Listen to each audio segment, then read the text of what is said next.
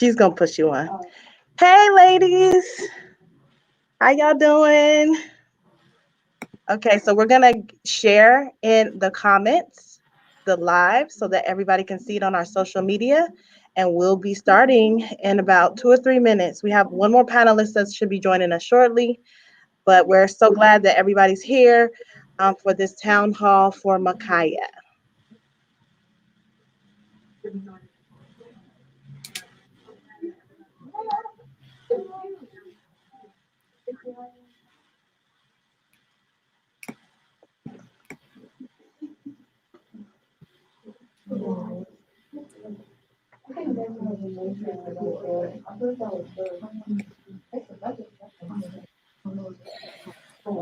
Okay.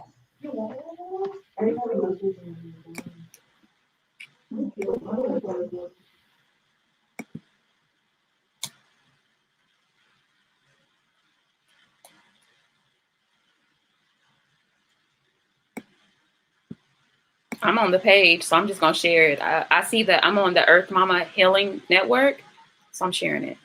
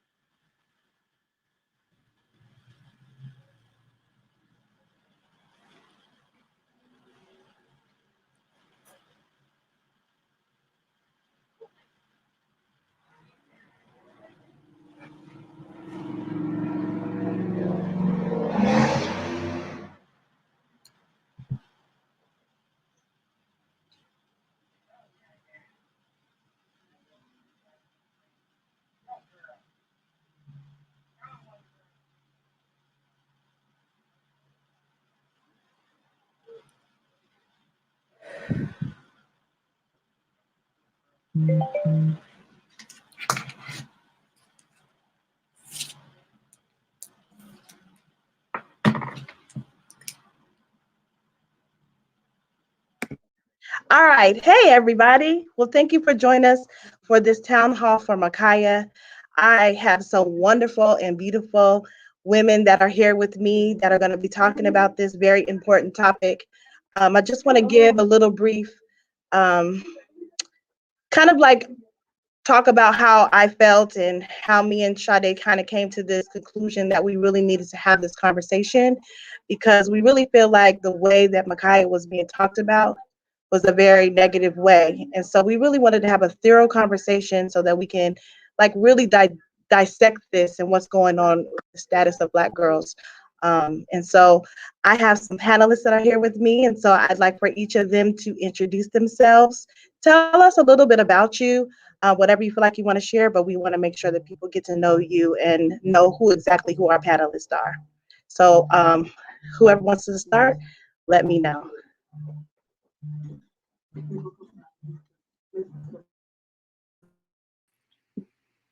Oh, Sade, you're muted. Okay. Hi, everybody. I'm Sade. My pronouns is she, her, hers. I'm excited to be here with you all. I've worked in child welfare spaces for the past 15 years since I was actually a young person in advocacy roles. So I'm very I'm excited that this is a topic that you all are passionate about, just like we all are. And Makia was one of our own. And I believe that it's time for us to take back our communities and our spaces. In particular, let's take back her life and her liberty and her innocence is still here. And we get to fight for that. And that's why I'm here. So thank you. I'll go ahead and introduce myself next. Hello there, everybody. My name is Jakara Rogers. I myself as well was a former foster youth and grew up within the child welfare system. And due to my experiences and being in different foster youth groups. Hi, everybody. I'm Sade. My pronouns is she, her, hers. I'm excited to be. Oh, technical difficulties, no worries. But I started working with the state office of the foster care ombudsperson, and that really pushed me into the space of really wanting to do more advocacy work in terms of working with our foster youth.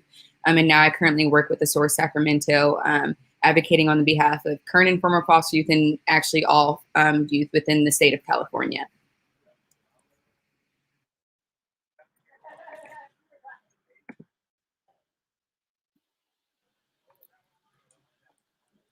Hi, everyone. My name is Ebony Chambers.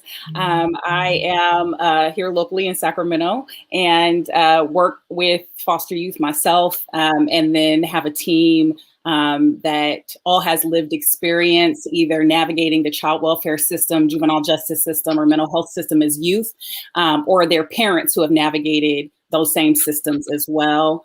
I've had to navigate that system as a parent and share those experiences with others to be a bridge and to hopefully help families maintain within their homes and within their families so that they don't fall into the system or can get out of the system quickly.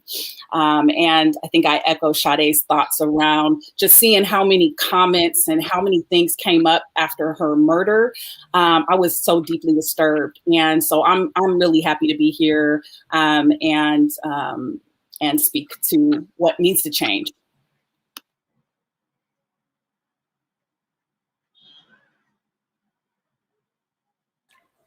Hello, everyone. My name is Amnoni Myers, and I reside here in Sacramento, California as well. My pronouns are she, her, and they. And like many people on this panel, I myself grew up in the foster care system and aged out. And from that experience of being in the foster care system, I began my advocacy work stemming from Capitol Hill to the White House, I must say under the Obama administration, where I worked on a lot of different policies and procedures pertaining to child welfare. And this topic is particularly interesting and really important for me as someone who grew up in the foster care system, not only as a Black young person, but as a female and as a LGBTQ person. And so I'm just thankful to be here. I currently am a resource approval specialist trainer, working with families to become trained in trauma-informed care so that they themselves do not have to do any more harm. And so for me being here, I just find it to be an honor and pleasure to be here with other panelists, and I'm just excited to be here. So thank you.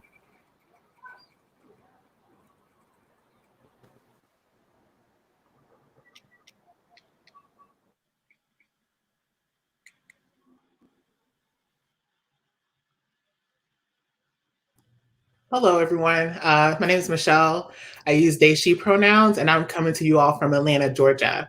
I currently sit as the Vice President for Leadership Development and Movement Building with Women Engaged. We're a social justice power building organization that sits at the intersections of human rights and integrated voter engagement, as well as reproductive justice, where we unapologetically center the well-being, the wellness, the leadership, and the power of Black women, femmes, and girls.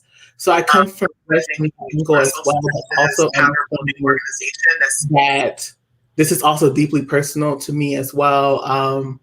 To everyone else's points, echoing that, very disheartened by the comments with this recent murder and how we understand the ways in which these systems continue to affect Black women, femmes, and girls and us. And so I'm just so excited to be here with everyone and be in this amazing space to really dig down deeper into these issues.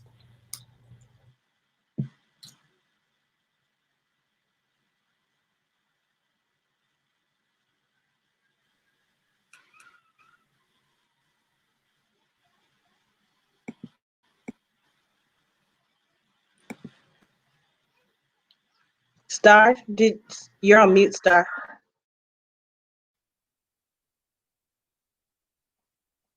We can't hear you.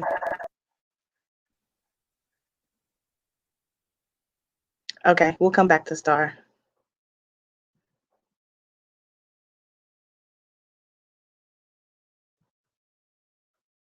Okay.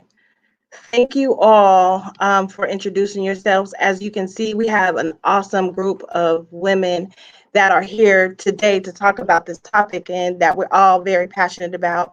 Then really introduce myself. My name is Christy Ketchum. I am the founder of the Sacramento Sister Circle, and I do a lot of other work, not only in Sacramento, but throughout the nation. And I am also a proud board member of Women Engage with Michelle and Malika in Atlanta. And I thank you for joining us all the way from Atlanta.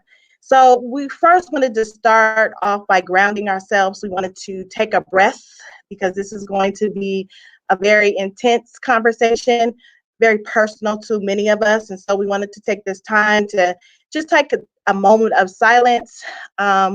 Also want to bring people into this space and say some names because there are plenty of women. We're talking about Micaiah today, but there are so many women that have went through so many terrible and hurtful things, tragic harm, murder, like you name it. We hear about it all the time. And Rolanda is going to be talking about how Black women and girls are killed every 8 hours here in the United States, and that has been increasing monthly. And it's something that is not talked about, and it's very much swept under the rug, and it's just not okay. So this is the opportunity for us to like forge this conversation, make sure that we don't just use this incident as this moment, but actually we really dive in deep and like really have a better understanding of the status of Black girls and women in this country and take it seriously. So I want to take like 30 seconds for us to breathe in deeply. So if we can all breathe in and breathe out. Everybody can do that with us. One more, breathe in, breathe out. All right, so now I want to give an opportunity for people that are watching with us. Thank you so much for joining us. You can put some names in the chat and then in the comments. And then we're going to just say some names because there's a lot of women that have been killed by law enforcement, by intimate and community violence. And let's just bring them into this space today. So take yourselves off mute and let's say their names freely. Breonna Taylor. Corinne Gaines, Atiana, Sandra Bland,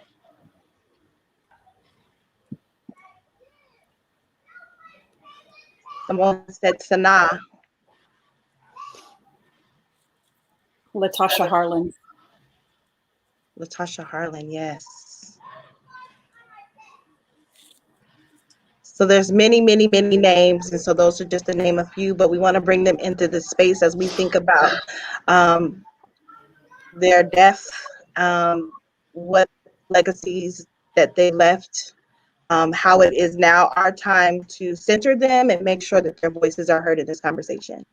So now I'm going to go ahead and pass it on to Sade. She's going to go into depth about one of the things that is definitely an issue in this country around the child welfare system and how many of our young women, Black young girls, are in foster care, and how that lack of support is really, really having an effect on our girls in this country. And it's really not something we're talking about. So I'll turn it over to Sade. to be young, to be gifted, to be parentless, genetically blacklisted when even as kids, the melanin skin is a risk. How much value do we give towards their adolescent existence? As a whole, in this state, they're no more than 10%. How are Black kids close to double that within the system? How did we get here? And these ain't new stats explored. Historically, the Black community has been an overrepped minority. Yet we're too weary to report on how disproportions distort realities and manifest itself into bias. But since no one wants to be perceived as racist, we pretend we all have the Midas that will save every child the same, regardless of color or ethnicity, failing to see that race is a large part of our children's identity. It's part of who they are, how they live, and most definitely how they'll be treated in this world. The children and families we serve can't afford to exist colorblindly as we in our policies sometimes do. Black kids are the least likely to be reunified, yet nationally last picked for adoption. Connection to culture stopped, and for some reason, congregate care seems to be the common and popular option for them, more than any other demographic. How is that possible? When did the crossover shift from shaken defenders to kids getting returned descendants, from child welfare to juvenile justice back to child welfare, until the cycle fails to cease? And considering the harm done by law enforcement on Black communities, why are we still calling the police on them? Intentionality moot. The truth is these kids and families not falling through those cracks. We pushing them through it. And then we're appalled and confused when their actions match what we ensued, when the way they see the world matches the way the world treats them, and in consequence, we cut the roots right from beneath them. They get no innocence, nor are they extended the benefit of a doubt even during a pandemic. System see their skin before they ever open their mouths. We are complicit in creating this reality. Then we punish them for living it out. I remember seeing nothing but Black faces in almost all my group home placements. See, we had isolating behaviors that required more extensive surveillance. Our young mistakes would always be explicitly tied to our fate, perpetually created from the staff, workers, cops, reporters, and TV stations that we ain't slick meant to make it. So this young skin became a hindrance. Thus, I learned in foster care to hate it. This was clearest to me while in dependency. Foster care ain't really child friendly for anybody just yet, but it's historically scaled levels of detriments for African Americans. Into the girls. Edges slick, but edge to the back. Is it still Black girl magic when we laid out in caskets or trafficked across the atlas and the community barely gasps? I have to ask, do y'all see us as human, or are we still fractions? 3/5, right?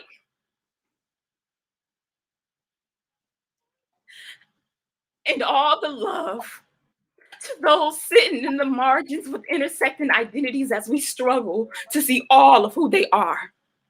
We see our LGBTQ plus kin being discarded the hardest. We stand up for you regardless, affirming all kinds of Black lives is the target here.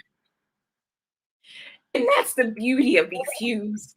While often misconstrued, even with bruises, comes the ancestral ability to self-soothe and continue to move. These Black girls are magnificent. And oh, how it feels to be young, Black, and gifted with a ruptured lineage, but still part of the kindred. Look how many mouths we forced when only given inches. So it's going to take everybody watching this here video in the trenches. On today, all we ask is that you listen with an open mind and heart and don't shy away from the tension, because it's supposed to be there. Self-assessment is required for change. Today and beyond, our intentions must match our actions. We're looking at our practices and reflecting on anti-Blackness, the ways that we've all channeled it and how we all dismantle it. We're staying steadfast to our commitment to the collective safety and well-being of all children. But today, I am talking specifically about the Black girls, because they are young and they are gifted. Afrocentric, our whole culture on their wish list, because they are young and they are gifted, and not despite being Black, but because they are Black. Thank you.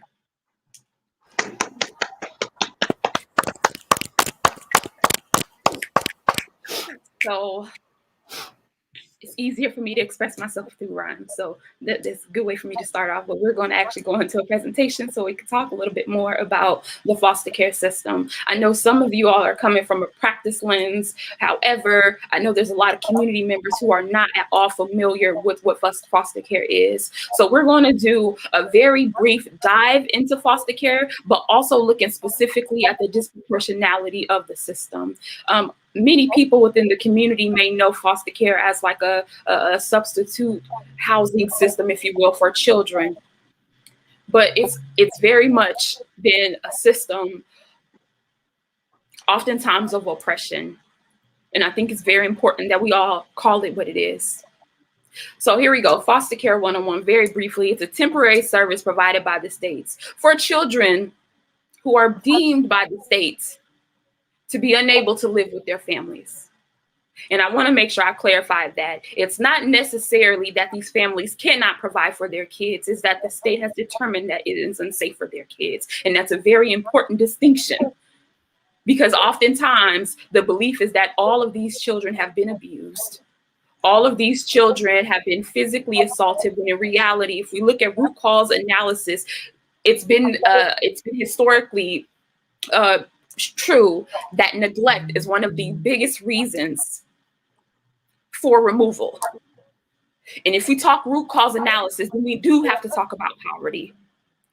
Children in foster care often live with their relatives or with an unrelated foster parent. There's a plethora of placement options that are outside of those more regular types, including residential care facilities, group homes, emergency shelters, and then supervised independent living and transitional housing programs. So those are generally the placements that young people, the latter ones are more so for our older foster youth, but generally speaking, this is where our young people are when they are not in their homes.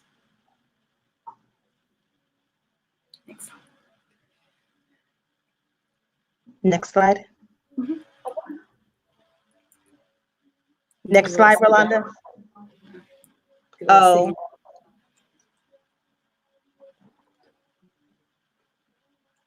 So I just want to I see Kwaje in the chat, neglect meaning stemming from poverty-related issues. Yes, absolutely.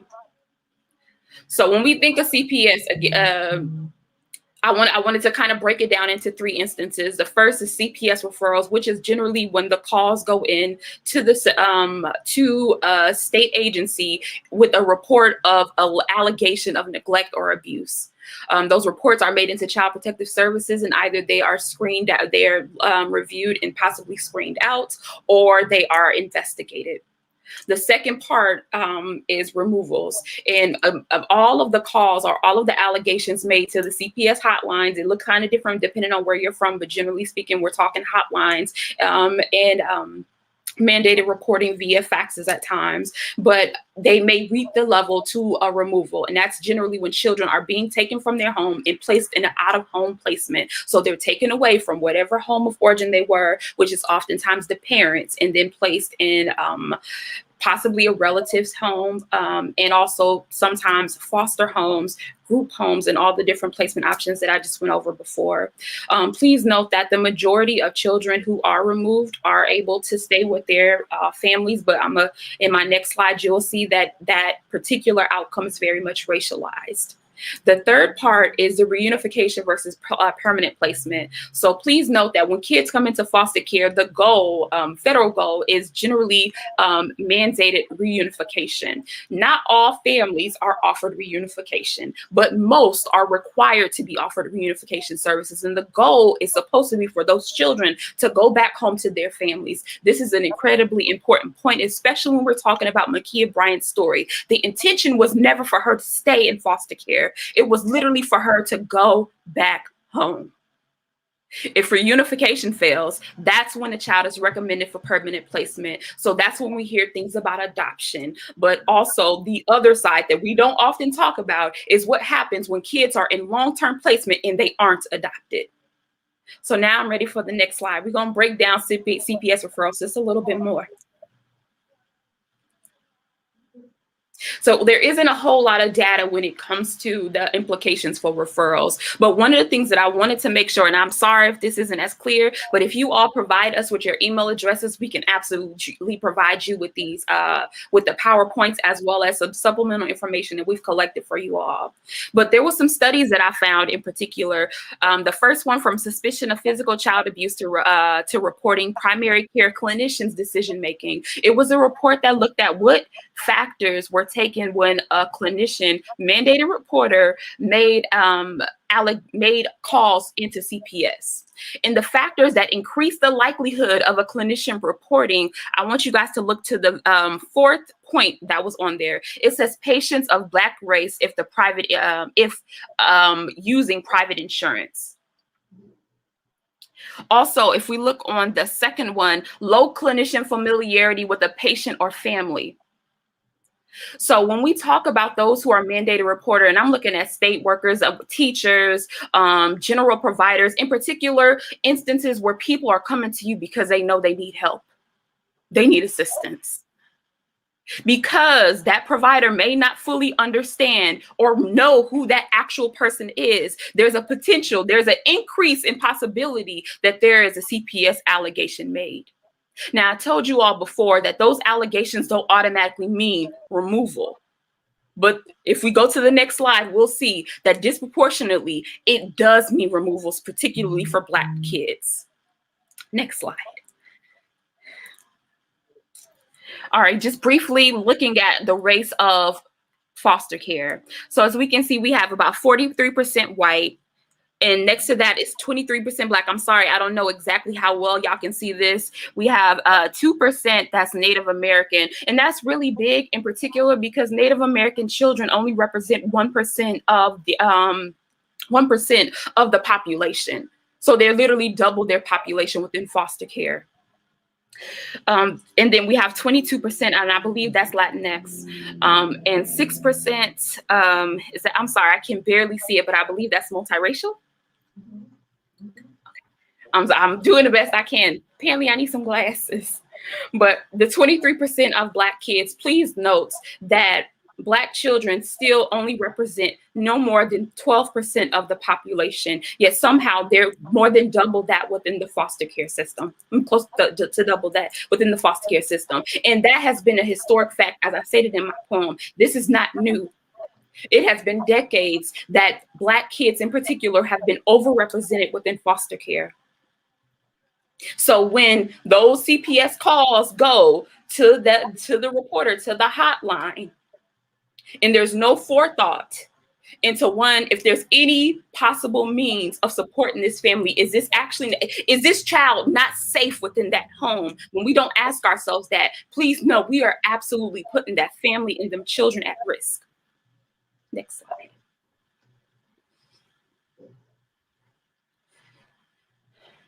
And then where do the kids go while in foster care? We talked about the type of placements, but I wanted to make sure I reflected on the number of placements. And this is a really, really big deal because when it comes to placement instability is attached to school success, is attached to outcomes, to homelessness, to almost anything that you can think of. So the increase in placements that you attend, and that's when you're given a 7-day notice, which is when a foster parent tells you, basically gives notice to a social worker of that child that they need to be removed from the home and moved to another home.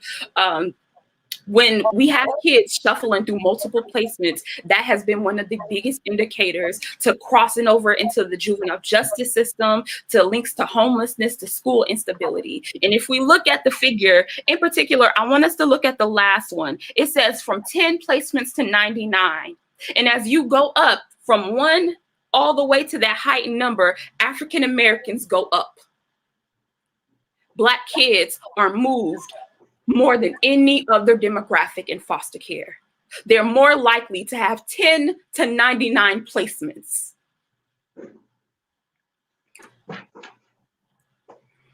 Next slide. Oh, no. This one. All right. So I wanted to talk a little bit about pathways. And what I mean by pathways is like, generally, what does this look like? So first is placement instability. We talked about the number of placements, but now I want to talk about the composition of them.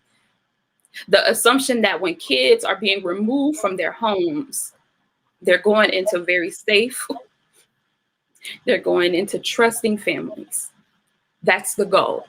That's what we want. That's what children deserve. If their biological family needs support in that moment, if it's absolutely necessary that that child is not safe with their biological family parents in order to stabilize them, the assumption is that wherever the state takes them, the state is providing something safer than what they had when they were at home. The reality is that that's not always true. And in particular, it's very rarely true for our Black girls. Many foster home quite a few foster home placements actually mirror a lot of the assumptions that are had about the biological family's homes.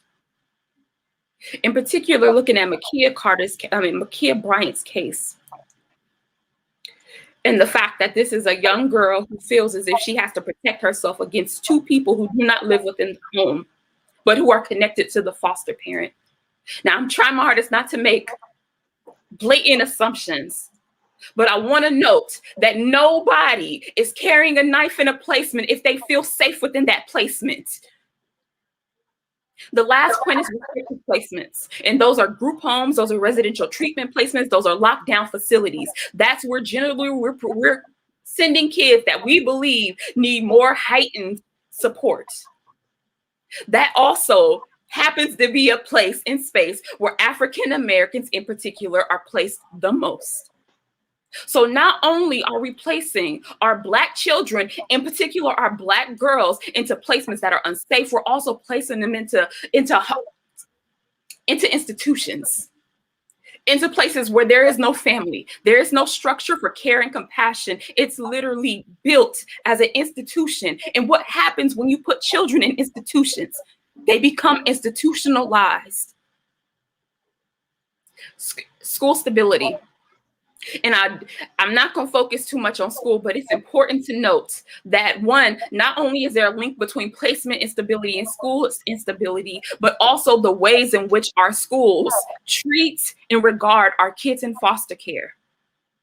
As I told you, placement disruptions oftentimes lead to school disruptions, but the other part of it is disproportionate disciplinary actions. Black girls in particular are 2 times more likely to be suspended from school and 3 times more likely to be expelled from school than white girls in school, even if the offenses are similar. So noting that offenses for certain particular rule breaking may be the same, the likelihood of that Black child being penalized for it and penalized harder is greater.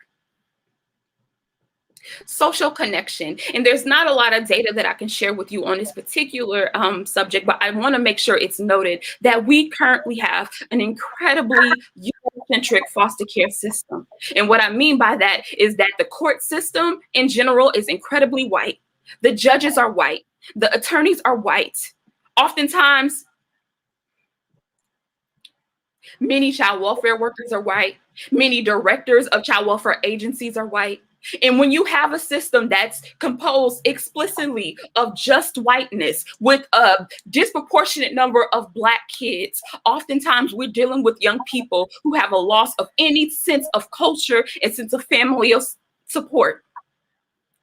When you enter foster care and you're literally in spaces where who you are is not affirmed, it affects your efficacy and it affects your self-esteem. And then lastly, speaking to the foster care to prison pipeline, and this in particular is looking at the linkage between being in foster care and then ended up incarcerated, whether in the juvenile justice system and ultimately into the prison system. The ways that I talked initially about the unsafety of particular places, especially when we're putting young people into restrictive placements. And I want to speak explicitly through survival-based crime, in particular, socializing young people to 1, have unmet needs, 2, have a lack of support, And then 3, expecting them somehow to have attitudes and dispositions and behaviors that don't actually suit the environment that they're in. We create the situation and we punish them for acting out within it. Black kids in particular overpopulate the juvenile justice system. Black girls are 3 times more likely to be arrested and also detained than white girls. Really more than any other demographic, but in particular, white girls, their age.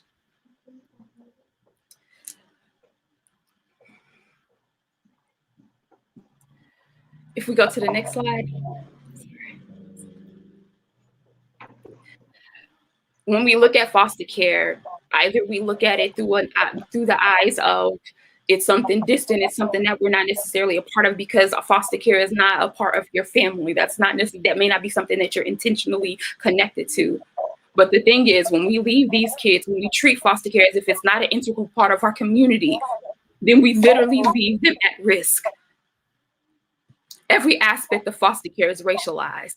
And until we treat it as such, when we're talking about removals, from placement options to services, to mental health, to the juvenile justice system, when we treat it for what it is, when we don't treat it for what it is, then we continue to have kids falling and being pushed through those cracks.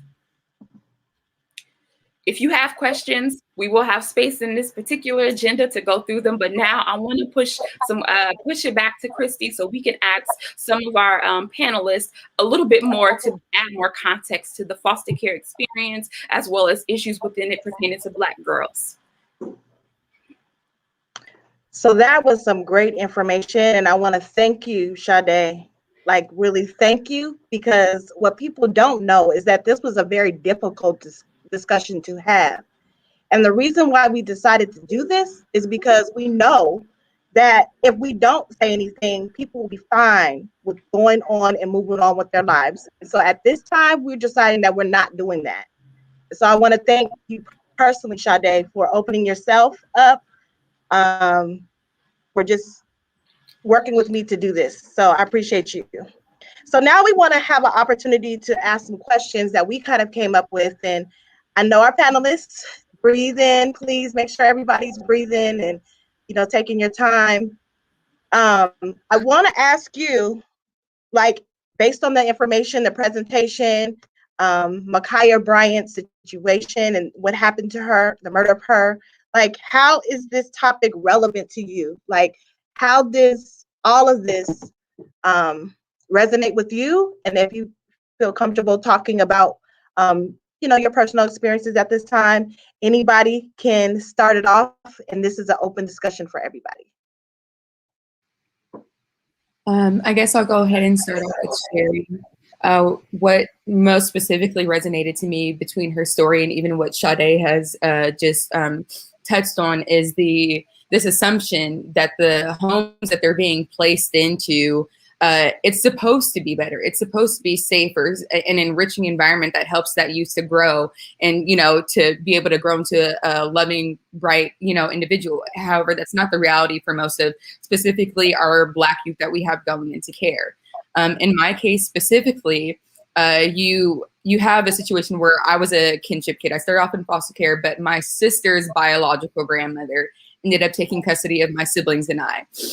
And the frustrating thing about this is that you automatically assume, okay, well, this is coming from a culturally similar household and there's biological relatives that are within there. And that's a safer environment. However, there were multiple substantiated child abuse claims that were happening within that home.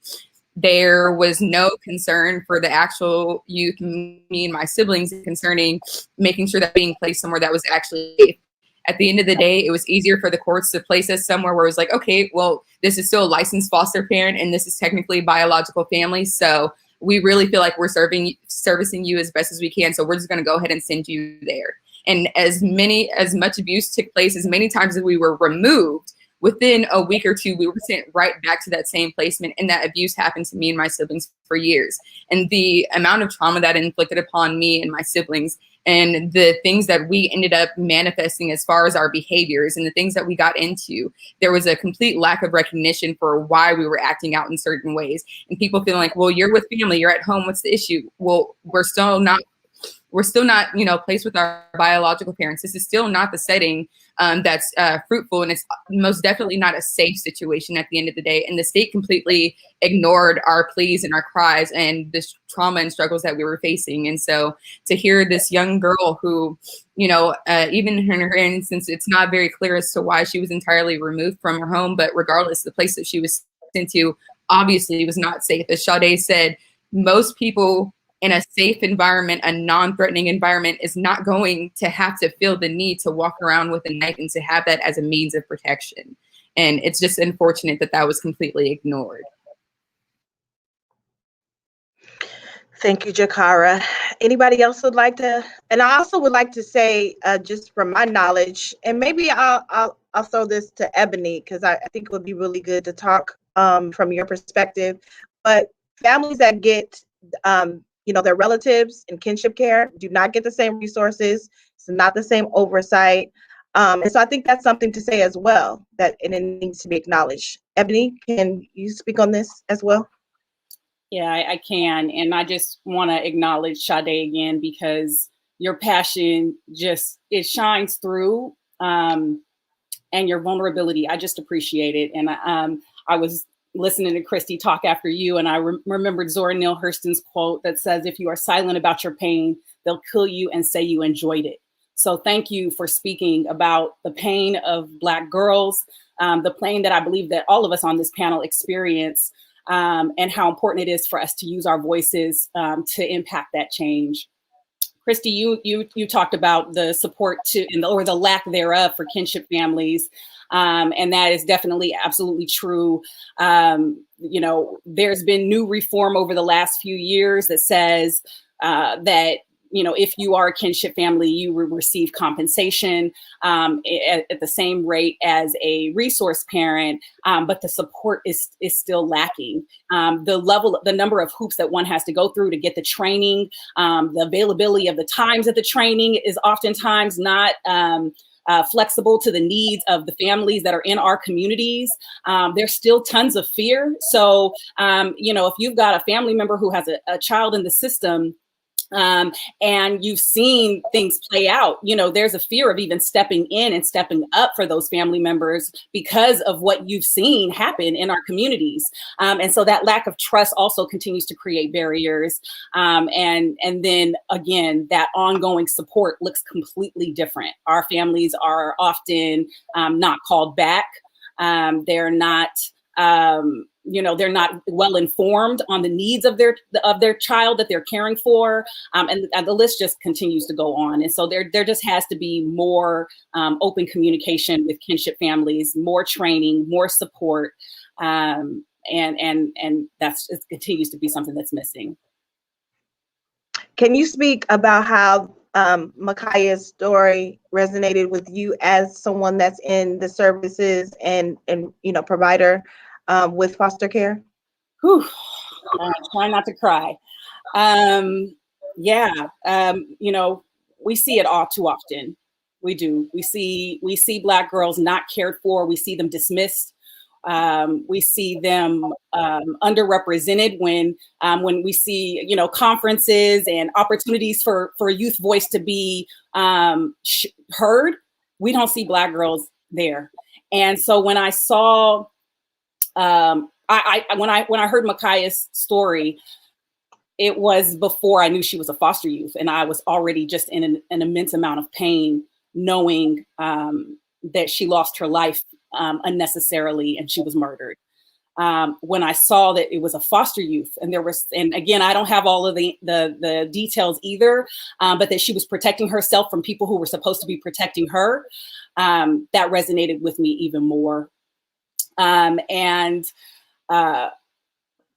it just goes back to our girls continuing to be unprotected, and that they're not being seen and heard the way they need to be. Thank you, Ebony. Okay, so I'm gonna ask particularly those that have been in foster care, to answer this question. While in care or outside of it, did you ever feel like you were being perceived or treated as if you weren't a child? We bring this up because the adultification of Micaiah was very much seen publicly in the media. Let's also just be clear, the color of her skin, her size, all of that played out in her being looked at as not the child that she was. So can anybody talk about that while in care or outside of it? Did you ever feel like you were being perceived or treated as if you were not a child? I'll go ahead and answer. When I was approximately 15 years of age, I was reunified with my birth mother. And unfortunately, she fell back into addiction shortly after regaining custody of me again. And she had kicked me out, and I spent the next few years being homeless. And the issue with that, unfortunately, is that I reached out to my social worker in the child welfare system for help continuously, informing them of my situation, that this was not safe. I was, former foster youth in need of care. And my social worker had explicitly told me, you'll be 18 soon enough. Just stick it out. While I'm sitting outside, locked out of a home with nowhere to go. And that was the response that I was given, is just, you'll figure it out. Just wait a little bit longer and you'll be all right. And in the reality of it, I had to grow up even long before that moment. Having to provide for myself, take care of myself. I ended up being moved so far away from school, and I had nobody to make sure that I got there. So missing many days and just trying to do whatever I possibly could to try and provide for myself, to make sure that I still was receiving an education, because that was kind of the only thing that was keeping my mind distracted, off of what was going on in my life, and focusing my intentions elsewhere. But nonetheless, there was no reason why a 16-year-old is having to fight for somewhere to stay, and having to fight for resources, and having to fight to have her voice be heard by people that are put in a position explicitly to take care of them. It absolutely makes no sense to me why we disregard the struggle. And then to be consistently told, well, that's just the resiliency within you. I'm appreciative and grateful that that is recognized. But at the end of the day, as strong as I am, I'm still a child, and I was hurting, and I needed that help, and it was not given to me.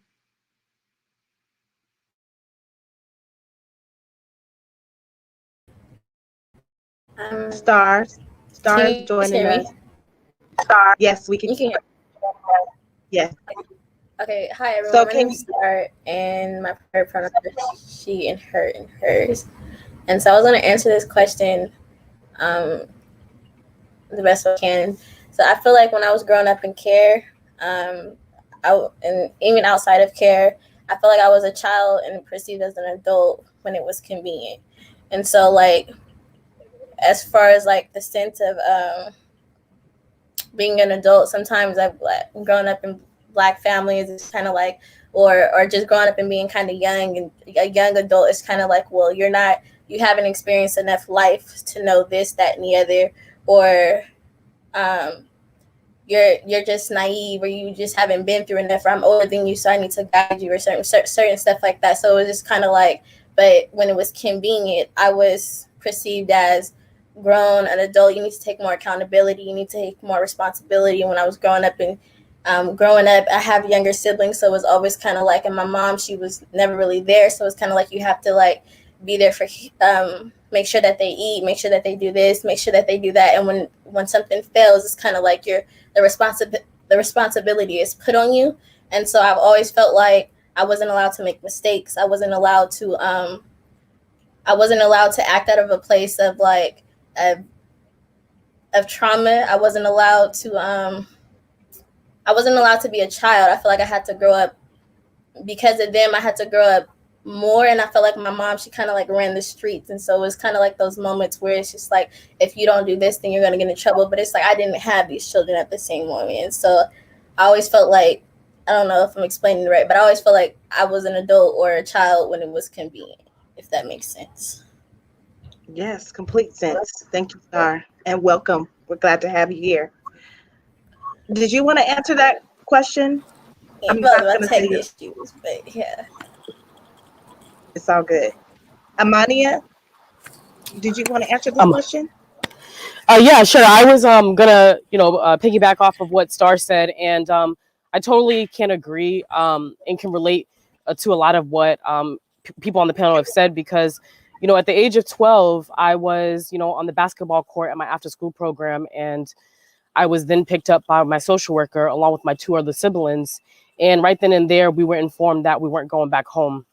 And so the very fact that things were not explained to us, it was just this assumption that we were supposed to know what was going on, I think is what really just kind of threw me in a spiral, because when you're with your siblings for, 12 years, and all of a sudden you all are being separated and not necessarily told where you're going, what's happening, and all of these decisions are being made for you. As a child, I felt that in one way I was being treated as an adult because they expected for us to know certain things, but on the other hand, it was as if you didn't need to know. And so I think that for me, as I think about the presentation, I also think about the historical context.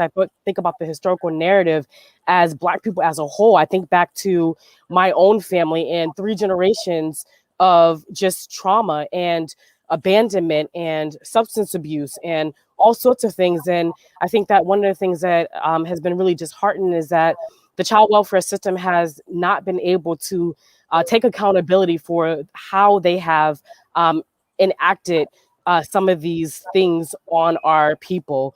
I think the other thing too is to also acknowledge how policies have also really have taken plight. I'm a product of the crack epidemic. I was born out of that, but we have failed to talk about how the state brought that into the community and how our families were impacted by that. But we were expected to still sort of have ourselves together and to continue to keep forward, but not really thinking about how that has stemmed from generations to generation. And so for me, it's about why isn't that we haven't been able to go back to the root of what has caused a lot of these issues. And so for me, navigating the foster care system, just as us as a people, as a group, we're resilient. And so growing up very early, I was told not to be like my mother or my father. And having to think about some of those words and some of those things that I had to sort of live through, I knew from a very young age that I had to be an adult. I could not, I didn't have an opportunity to make mistakes. I had to make sure that I had every single dotted I and every T was crossed. And so I think the tragedy of this is that, like what many of us are saying, is that we enter into the foster care system where you're expected to be safe, where you're expected to be held. But then what ends up happening is you involve yourself in a system that perpetuates that harm that they actually created. And that's something that we have yet to talk about. Thank you. Say your name so I can make sure we're saying it correctly. My name is Amani. The N is silent. Okay, Amani. Thank you, Amani. Okay, so the next question I want to ask is, how are Black girls faring after leaving foster care? Let's start there. There's a second part to that, but I really want to talk about what happens after foster care. And I think what's also important to say in Makaya's situation, and even in the situation of youth that are in foster care, is that you become a child of the state. So the state is responsible for the care of these young people. And the other thing that has to be said is that there's a lot of money that is placed into the child welfare system. There is a lot of money. It is actually an industry of sorts, right? It's a housing and sheltering place for young people. And then when they're done with the foster care system, then they go into mass incarceration, they go into sex trafficking. It's like it's a pipeline. It is that most of them don't end up, into the most positive places if you look at the statistics.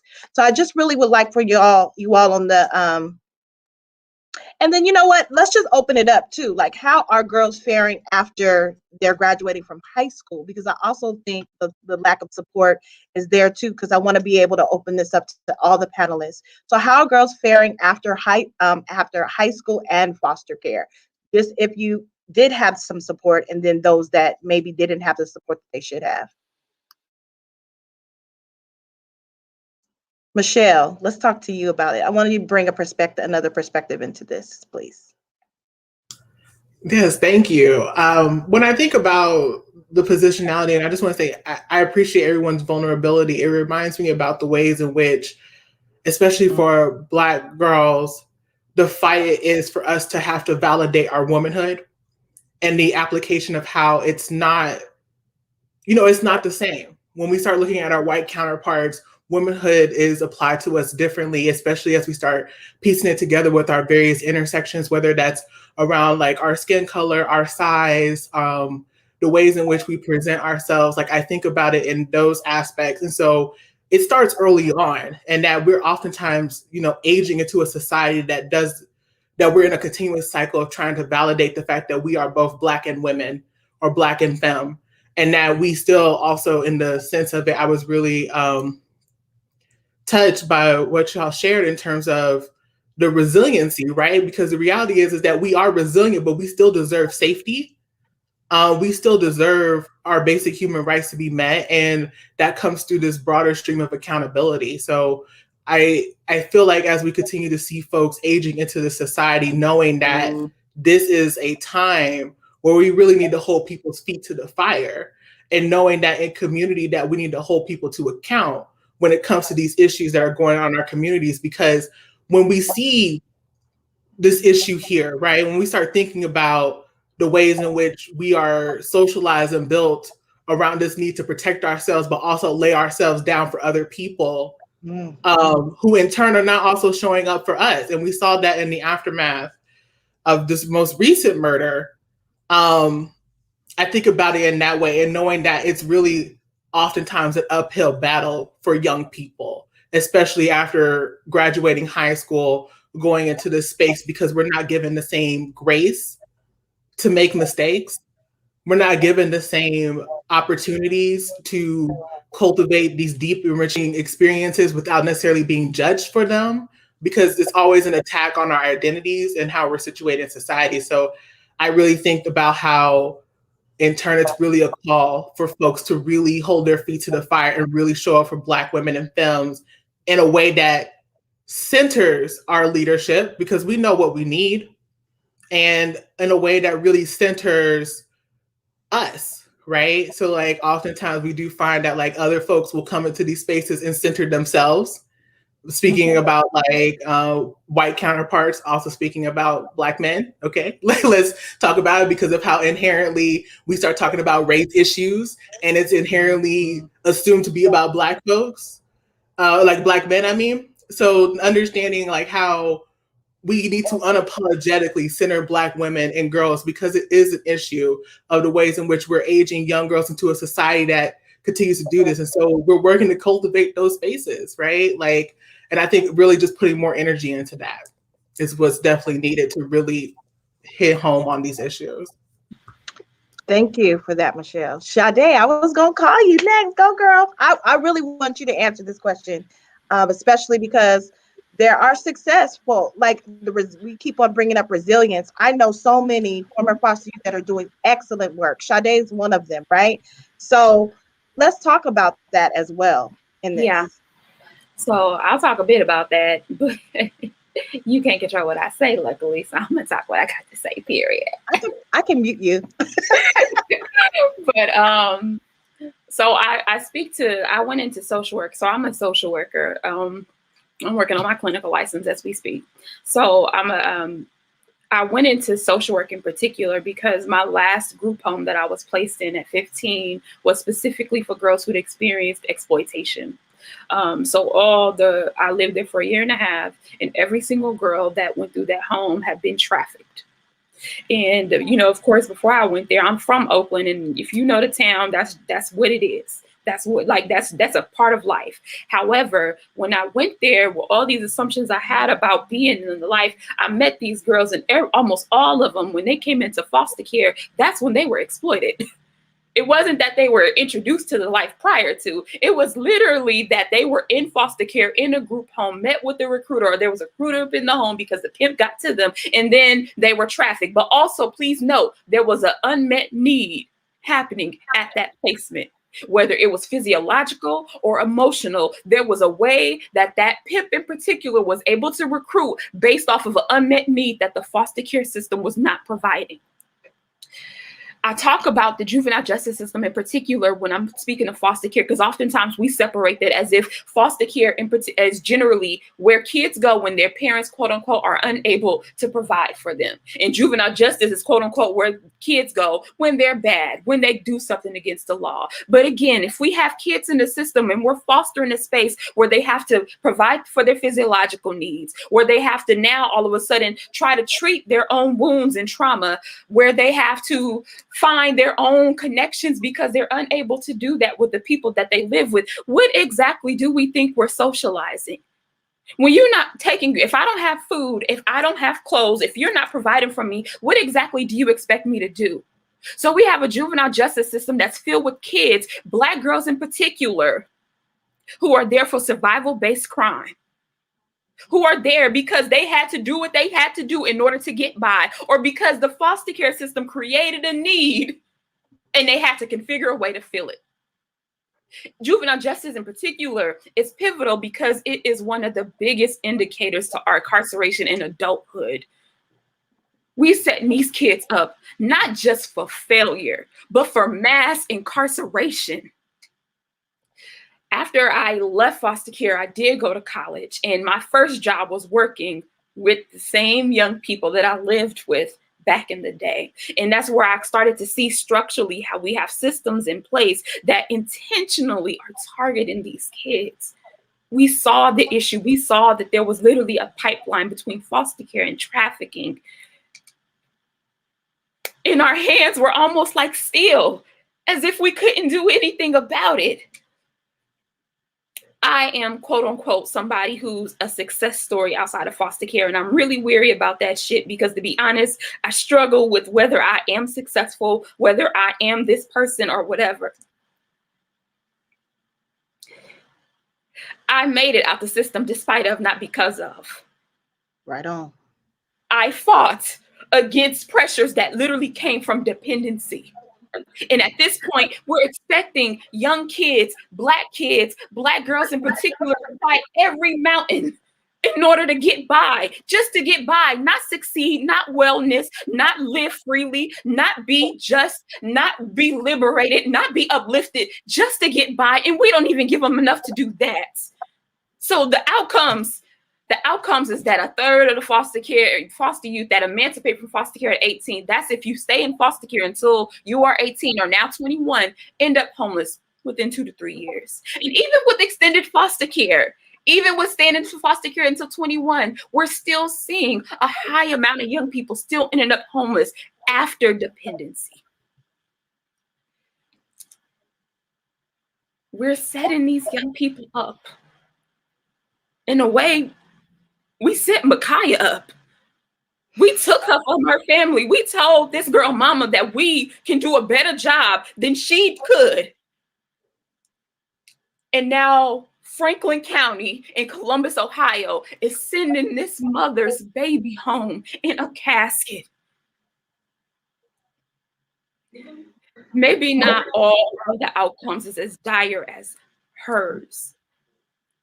But if we don't change the way that our practice looks when we're dealing with these Black kids, if we're not changing the policies that aid in disproportionality, if we're not intentionally looking at the wellness, the uplifting, if we're not intentionally care and show love towards these kids, then we're literally creating pathways and we're pushing them through the cracks in the system. We're forcing them to fail. Thank you, Sade. So one of the things that we also wanted to do, and I want to welcome another panelist. Her name is Rosa. She will definitely introduce herself further. But the thing about this, and which is very familiar to us in Micaiah's story and all of our stories, as we talk about resilience and still being able to make positive decisions and be productive, citizens and doing the things that we're all doing, especially the women on this panel, is that Black femicide is something that it's horrible. every 8 hours, a Black woman is killed in this country, and nobody talks about that. I was just talking to the young women that are part of the class that I'm actually in today, and they talked about the fact that, like, when they talk about it on the news, they briefly scathe over the fact that a Black girl or a Black woman was killed, and then they move on like it doesn't even really matter. And so I'm really excited to have Miss Rosa um, onto this town hall with us. If you're not familiar with Black Femicide on Facebook and on social media, please make sure that you add her. And so I'll let you introduce yourself more, Miss Rosa, and talk about the work that you do. And thank you again for joining us. Because we don't want to just have a conversation about Micaiah. We want to have a conversation about the status of girls and Black women and Black girls overall. Okay, thank you, everyone, and I appreciate each and every one of your stories. As I was introduced, my name is Rosa. I'm a nurse. I've been a nurse for 32 years. I have always advocated for Black women and girls. I have been a foster mother, not officially through the state, because I do not believe in the way the state does foster care. When young girls, I have all daughters also, I have 4 daughters. So there were times when they had friends who were having problems in their home. I would allow those girls to come into my home to try to mentor them and give them a safe space, because many times I've noticed as a nurse and just as a woman and the Black woman in the community that Black girls never have a safe space to land. They're always persecuted. They're always guilty in the eyes of anyone. And that comes from the community, law enforcement, school, social workers. So I always had my doors open. I've had success stories. I've had girls who have gone on to go to college to become social workers and whatnot. But my work with Black Femicide started because I noticed that no one talks about our deaths. It's like we're indoctrinated to constantly bear the burden of Black males being killed in the community. We still are talking about it, and it's no disrespect, but it's 2021 and people are still talking about Emmett Till, but at the same time, they want to blame Micaiah for what happened to her. When she was described initially, they described her as a woman. Then they went from describing her as a woman to teens fighting. And to this day, they still have not really recognized those women as women. They say they described them as former foster children. There were antagonistic grown women who were dysfunctional, period. Micaiah shouldn't be dead. We should not be discussing her in the past tense. I also deal with femicide from the point of women, mothers, grandmothers, caretakers are being murdered in the community. And we're not discussing how that is a direct pipeline to foster care, how many of our children are being put straight into foster care because, again, they have no space to land. They have no one to take them in.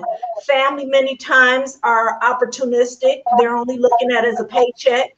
You have people who get into it simply because of the money. As I said, I'm a nurse, and when I was doing home care, I would go into these homes, and I've seen people having 4, 5, and 6 children in their home because of the check.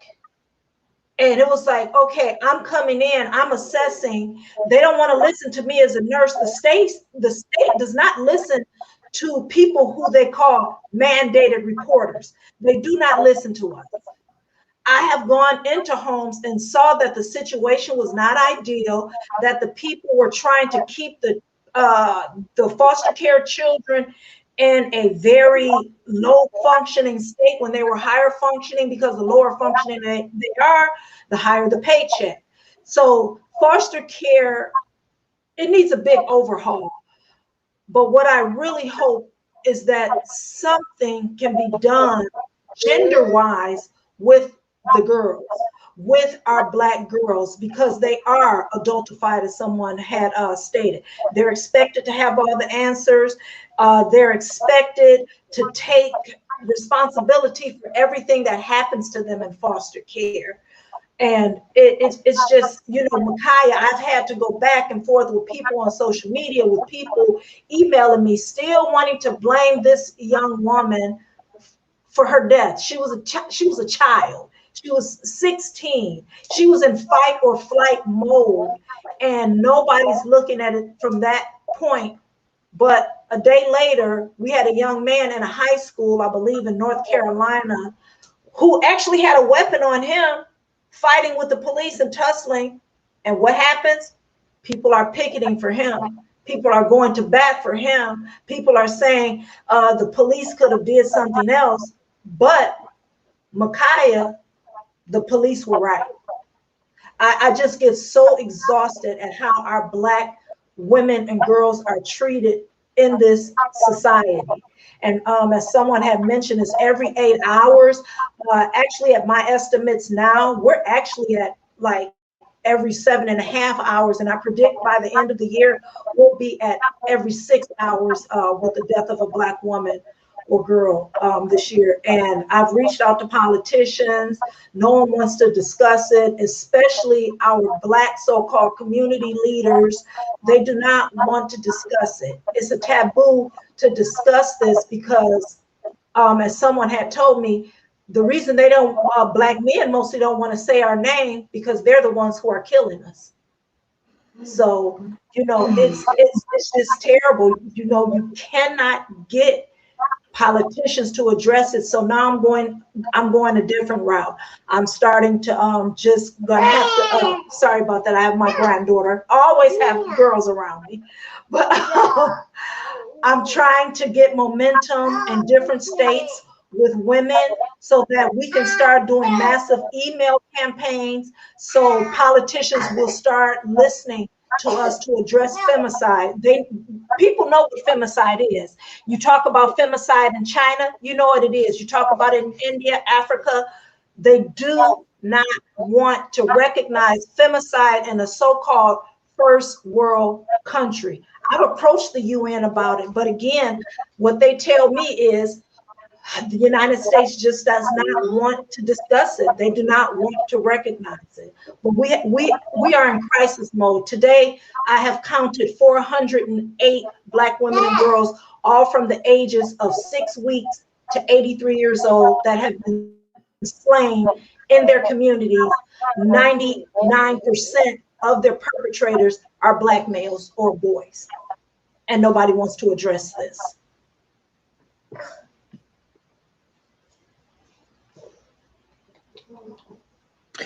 Wow, Rosa, thank you so very much for being here today, because we really wanted to make sure we reached out to you to get you on this panel, and as long as you can stay with us, we'd appreciate that. Rolanda's actually, thank you. Rolanda's going to be actually sharing the statistics, because already there's been, like you said, it's been over 400 Black women and girls that have been killed already in 2021. And let's not also forget, during this pandemic, there was a huge increase, okay? So this pandemic has definitely affected us, and there are other things that are going on that are not being talked about. No. We have put Black Femicide, the link for Black Femicide, in the comments. Please add Rosa's group on your Facebook pages and your social medias. And I also want to just say that, and you can confirm all of this, Miss Rosa, you're not funded to do this work, right? So you do this work. So can you talk about the fact that how you're doing this on, you know, as someone that cares about Black women? I do this all on my own dime, on my own time. I'm constantly researching day in and day out. I'm a night shift supervisor, so I really don't have a lot of work to do. I make rounds every 2 to 3 hours. I don't work in an acute care setting. It's ambulatory care setting. So a lot of times I'm actually filing, getting stories, doing my spreadsheet, making notations. I'm doing it all night long while I'm at work. I do it 40 plus hour. I would say I put in about 60 hours a week. No, I'm not funded. I've never asked for donations at this time. You know, I have a genuine love for the community, for Black women and girls. Eventually, once I get everything established, I'll go that route. But as it stands right now, no, I do not. You know, I solely do all my own research, and it's very, very time consuming. It's very tedious. I have to go state by state, you know, and also we can talk about how AI, artificial intelligence, is even biased against us. If I go in and do a search in Google and put in Black woman murdered, Black girl murdered, killed, or whatever, any of the words. Actually, what comes up now is, and this is no disrespect to any other community, but right now, if you were to go in and put that in a Google search, because of how such social justice warriors have worked so hard and diligent, when you go in and put those kind of Google searches in, it will come up as Black trans. That comes up, those hits comes up before anything with a Black woman or girl. You have to literally scroll. I work with, I don't want to mention who I work with, but even right now, I'm involved in a study with a major Ivy League university so we can try to do a finite search of changing the search engines nothing is happening. The only thing that's coming up is white women, white girls, everything. Black women are at the bottom of the heap, even with artificial intelligence. So, I mean, I've been working with this Ivy League university for several months now, and I have not had any success with the artificial intelligence that they're trying to get. So I'm still out here on my own. I'm basically the only Black woman who's doing this work. You know, right now in the United States, I haven't come across anyone else who does this work. Really, no one in the United States is doing this. The other person who does femicide, she does a whole totality. But because she's a white woman, of course, she puts her people first. Thank you, Rose. Thank you so very much. We appreciate you. We appreciate your work. Thank you for taking like all the time that you do to do that, because it's been very helpful for us to put a face to the murders and the killing of Black women and girls in this country. I will honestly say that we know that it's happening. Even where I'm at in Sacramento, there's been a lot of deaths of Black women and girls in multiple ways, community, intimate violence, especially. But until you see those faces and you see their ages, you recognize that you can see yourself and in your family in those situations. And so thank you so very much for the work that you do. All I hear you asking for is support in regards to adding Black femicide on your social media. So if that's the only request that she has, we'll be waiting patiently for you to, when you're ready for whatever that is, we are here to support you and we appreciate the work that you're doing. So we're gonna really go into some questions about like all of this, like Black foster care, Black girls in foster care. We're centering Black women and girls. I think it's also interesting when we want to talk about Black women and girls, automatically that conversation is shifted to talk about, you know, Black men and Black girls. And so what I want to specifically ask is, are we doing a disservice to Black girls by centering Black boys? And it's Black women and boys, Black girls and boys. So I'm saying, are we doing a disservice by only centering Black boys and men in this conversation? And also, while we're having this conversation, Rolanda is going to be putting a presentation and putting a face to some of those young people that have died most recently. So who would like to start off with this conversation? How about Amani? I want to say something really quickly, and I really want to hear from everyone.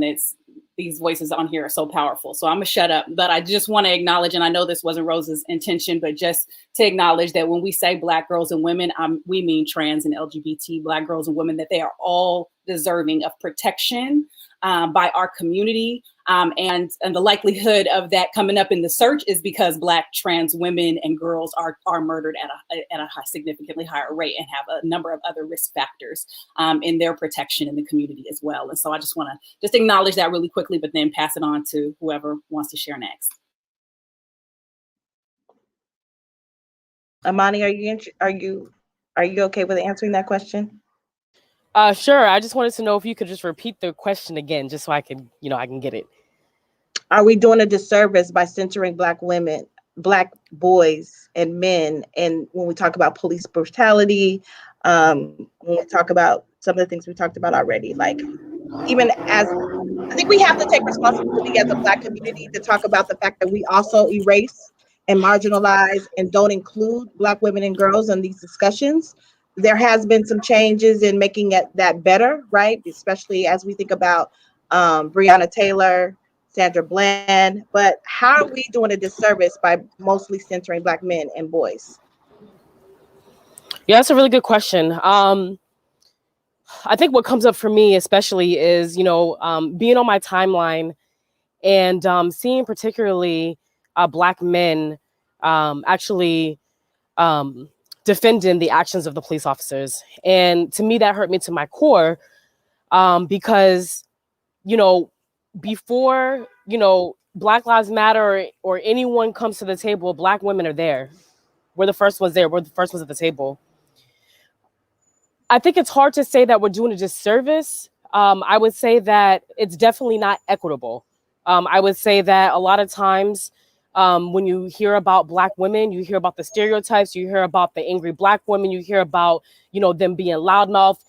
And I think that it has a lot to also do with patriarchy. And so I think that the root cause of this is patriarchy and sort of how we view and how we value women in general, and then how we value and how we treat Black women at that. I find that for especially young girls who, I come from a family and, I'm surrounded by a lot of male energy, but I am someone who's strong. I'm not someone who holds back. I'm someone that speaks up. And I find that even in my community, that tends to be a problem. And so I think that we have in our minds sort of how girls should behave, how women should behave. And if they don't behave in that way, then all of a sudden they're sort of doing something that's outside of what they should be doing. And so I think that in a lot of cases, and what we have seen is that there has been a disproportionate rate of young girls. And because there's been a huge emphasis on Black men and Black boys, I would say that Black women have definitely gone under the radar. And so even being at the White House and being on the Council for Women and Girls of Color, and recognizing that sort of came up last. We were talking about boys and men of color, but we were failing to see that our young females were being incarcerated, they're being expelled, they're being also detained at similar or much higher rates. And so I think that it's important to recognize that each group has unique things that are necessary for each population, and we have to treat it as such. But I do think that there has to be a larger focus on Black girls because too often they go under the radar. And so I think as, everyone was speaking, I tend to think about my little sister. She was a young girl that was in a group home. She started off with the group home. And as I said, that we were all raised together and we operated as one unit.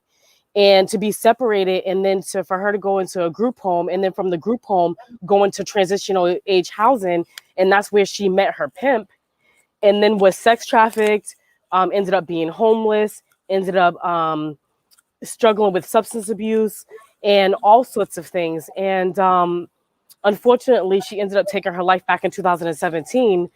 And I remember one of the last things that she said was she was tired. And for me, I think one of my struggles has been is that the child welfare system, it has in fact failed her among so many of our young women. And oftentimes we want to throw out the statistics about, teenage pregnancy and, homelessness and sort of all these different things, but we also don't talk about the collective care that is necessary and needed for our young girls. And so for that, I will say that it definitely has not been equitable. It definitely has gone ignored. It has gone silenced. But I would say that on the larger scale, when you think about society, that women, Black women in general, have been silenced and ignored. Thank you. Can I add Thank you for to sharing this? your story. Yes, Jakar, go ahead. Yeah, I just wanted to add on to this topic and just saying that, especially when it comes to our Black community, Black Lives Matter, for instance, the protection between different sections within our Black community, the growth and the protection has never been a linear kind of fight alongside one another. You can take it back into, historical times of when we're even, fighting for the right to vote.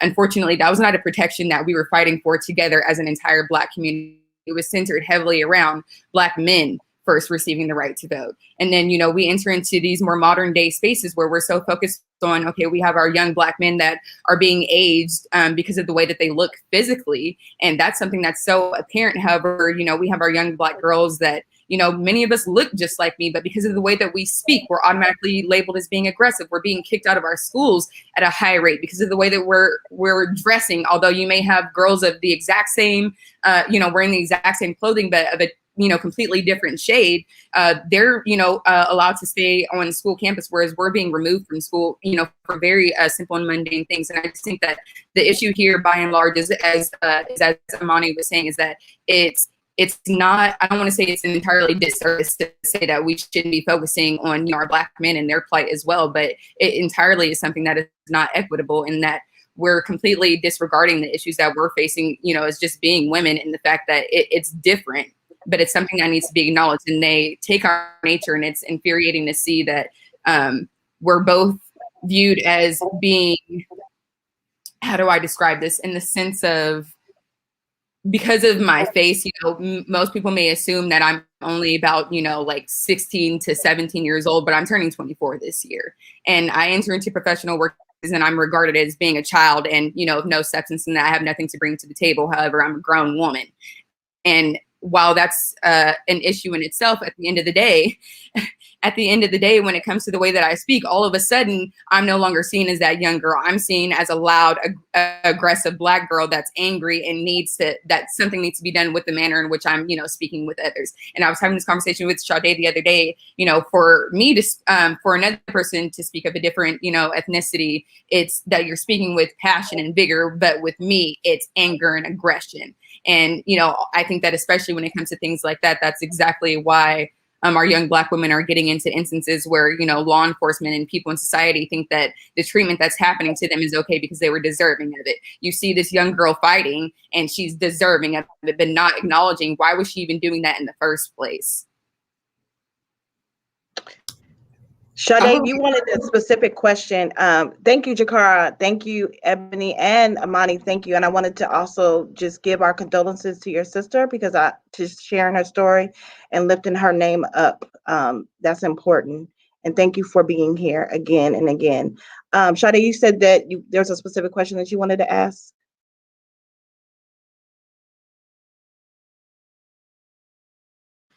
Yeah, so there was the question in particular, how was the killing of Makia any different than Trayvon Martin or Tamir Rice?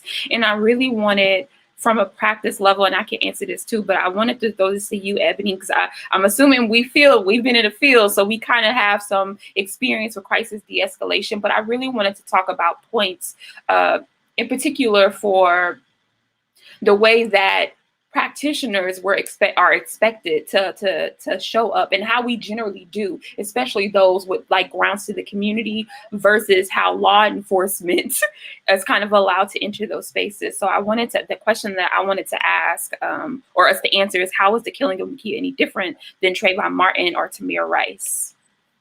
Right. Just as someone who is works in the field is Sade, but has also worked in a residential treatment facility for girls. You know, I've been in situations where, you know, I'm walking past the hallway and a young girl is breaking the glass window in a bathroom and pulling that charge to me. And we have learned the de-escalation tip, you know, strategies and interventions to intervene into situations like that when our lives are at risk or another young girl's life is at risk in that home.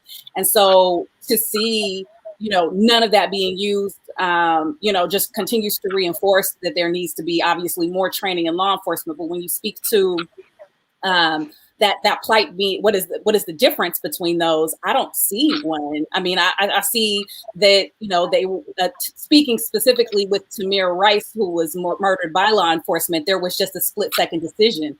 And yet the community continues to say his name. And I just can't help but wonder how long Ma'Khia Bryant's voice and her face and her story will be lifted because she's a Black girl. And there's differences between that we're not going to acknowledge because she's a Black girl. And that's the pain point. Absolutely. And I just wanted to make sure, because I know in our discussions, I think of the people, because I know we're talking about Black men, but in reality, I feel like it's been like a really big communal understanding that with Trayvon Martin, he was a victim. That's readily understood. George Floyd was a victim. Trayvon Martin was a victim, even though they pretended as if his body was the weapon. But in reality, as a community, we decided he was a victim. But when we look at Ma'Khia Bryant, you know, the opinions drastically was different. And I think that's one of the struggles for me, because as a community, we grieve George Floyd together, right. All of us. Right. But with Ma'Khia Bryant, the struggle is that we can't even grieve her because we're defending her value. We're defending her life. And like Ebony, I did nothing but crisis de-escalation for 6 years with foster youth. All I had to my name was all I had between me to protect myself or anybody else was a manila folder and a work badge. I've seen bigger knives than the one that I've seen in that video. We are very much trained. We are very much trained on how to deal with those instances. So I'm very confused as to why all of a sudden, and I mean all of a sudden, because normally we talk about expecting the police to come into our communities and not shoot first, and know how to de-escalate crisis, and know how to support support people in more escalated situations. But for Ma'Khia, in this instance, all of a sudden we're siding with the police. We're saying that we don't see any other means of being able to save her life as well as the other young lady's life outside of killing her. And I'm with you. I agree. And I think what's even more painful was I saw it from our Black men, and I even saw it from our Black women. There's such a strong level of conditioning that every time my husband, now my new husband, was like, you got to log off, because I was, it was last week and I'm scrolling and I'm just getting angry and I'm putting my keyboard thugs fingers going to work. Like, how dare you not make this a child? This is a child we're talking about who was not served correctly by a system that was supposed to be serving her, and they failed her, and she's been failed multiple levels, and all you can talk about is her height. You know what I mean? And so as a Black woman who, I'm 5'9" now, but I was 5'9" when I was 12, I can't help but think, what does that look? What would that have looked like for me as a child in the system, and how would I have been, adultified, and what would be my legacy if they just simply looked at my size and made that the reason why? It's just disheartening. Yeah, if I could add to that, I think what's interesting too about the adultification of her is that she's expected to be the one to de-escalate a situation when she feels like she's in danger, this child, right? And I think that it really speaks again to this aspect of where we see the burdens at, because it's in this moment, she's here trying to defend herself, right, against the people who are supposed to be, should be protecting her. And because people are saying that she should have had that burden when literally everyone in that situation failed her in really protecting her and providing that de-escalation, especially from the people who are expected to have it. Yeah. Okay, especially when it comes to police officers, watching that clip, and it was only maybe 9 seconds at most, no attempt to de-escalate, right? And knowing that this is not knowing that this is only something that happens to Black folks in particular, especially Black girls. Because when it comes to our white counterparts, they can literally be out here. We have known mass murderers out here who are getting caught, alive. Okay, like who are getting negotiated down, who are having these kind of conversations, and it's very telling. And to your point about how people are now on the side of the police trying to justify these kind of things, will say, "Oh, well, what have you felt about this?" Not really talking about again sometimes the violence that Black girls and women face in our communities, right? And where does that accountability lie? Like, I think it's really, especially for us and our work at Women Engage, is really pushing people to start keeping that in mind. Like when we start talking about gun control and gun violence, knowing that we're centering the fact that oftentimes the people who are dying by gun violence are Black women and girls from intimate partner and domestic violence. So when we're looking at laws and we're looking at politicians, you need to come with it with that lens of understanding how race, gender, and class impact people on this. How we also talk about, like in Georgia earlier this year, they tried to introduce a bill that was going to put the burden on people about how they engage with the cops when it comes to traffic stops, right? And not understanding how that then again continues to criminalize the reactions in which Black people have had due to the ongoing traumas of police officers, right? Like it's always interconnected, but it's really about like when we start talking about the accountability and how people could have really shown up and why this is different, is that we need to stop burdening our children with this adultification of these things. And as a community, being able to step up in the places of this and really begin to center these issues that are really impacting, especially Black women, femmes, and girls. And I think like, it makes you think about how, people are like, well, what about Black boys? And I'm like, look, y'all, we can walk and chew gum at the same time. Okay, right. Black women for literally years, for hundreds of years, have continued to show up for multiple people at the same time. And it's not just because we are like, throwing on capes and are able to do this. It's because this is something that you can do too. This is something that everyone else can do too. And the issue is that everyone else is not showing up for Black women, girls, and femmes. So, I mean, it's really, again, about pushing that needle and knowing that, like, at these intersections of our identities, like, I mean, we can really do this, right? And knowing too that it doesn't just stop at Black women, femmes, and girls. Like, I identify as a queer Black woman. Like, we don't separate the ways in which our identities impact us because the ways that the systems of oppression impact us cannot be separated. We're whole people. And we bring our whole selves into this work. We bring our whole selves in the community. And people need to start looking at how they're going to protect Black women, femmes, and girls as whole people and not trying to tackle it by one bit at a time. Amen. Thank you, Michelle. Women Engage. That's another organization. If you could put Women Engage in the comments, definitely look them up. I want to actually acknowledge Women Engage and the women of Georgia. We often talked about Stacey Abrams. That's another thing that we do. We put one person on this pillar and we say, oh, she did this great thing. She's a super Wonder Woman. But I know for a fact, Black women in Georgia, young people in Georgia made a difference. And so I really want to go into this next question about how do we go from celebrating Black women and youth, saving the democracy in the 2020 election, to justifying the killing of Ma'Khia Bryant. Like, how do we do that? You just saved the democracy. That's what every headline on CNN said. But then you go to justifying the killing of Ma'Khia Bryant and also the justification for Black women being killed, every 6 to 8 hours. Yes, Monica, Michelle can answer this question, but is there other people that want to chime in on this question as well? Can Michelle answer this question? Okay. I was trying to give her a breather, but this is her question. So like, I think, I believe Starr, you may have lifted this up before about like in the ways in which people tend to, look at us when it's convenient in certain ways, right? Like this idea, this moniker that was flying around that Black women save America. And it's like, we're not out here saving America. We're out here in it for ourselves and doing the things that are best for us and our communities. Like this idea that they do this kind of thing, this kind of glorification of things when it's convenient, when it happens to benefit them, is due to the fact that we haven't had a true reconciliation with the issues at hand. Like, it's one thing to uplift and applaud the work of Black women and stuff like that, but we already have this sense of where this country in particular loves to commodify movement work.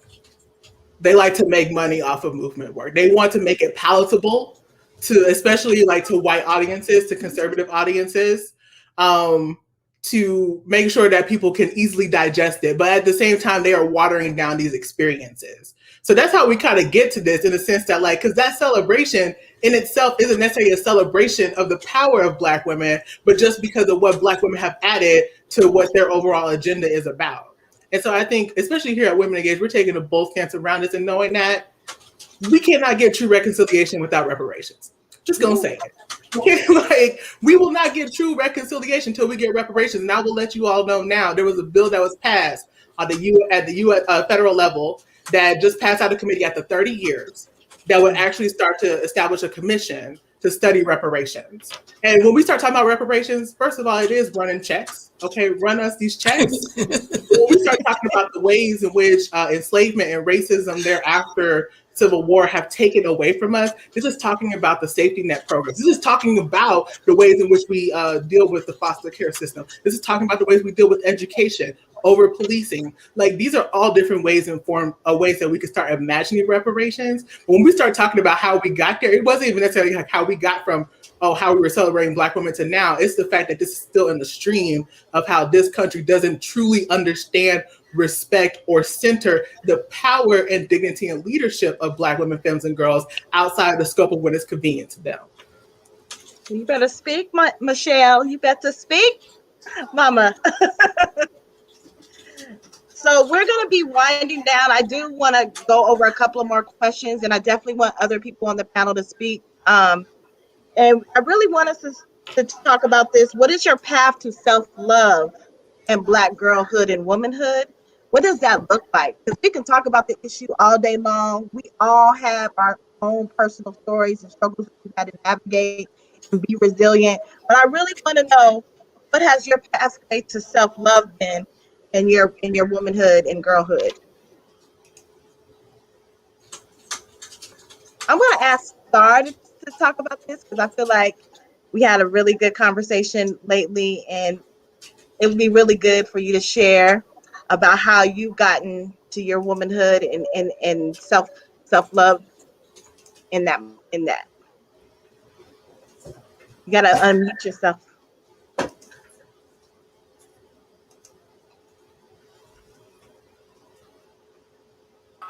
All right, so you guys can hear me, right? Yes. Okay, because I was having some issues earlier. Okay, so for me personally, I would say, I just kind of like take one day at a time. Sometimes I have to remind myself, like, because of how I grew up, that, like, I ask myself often, like, what do you feel like you deserve? Who is it that you want?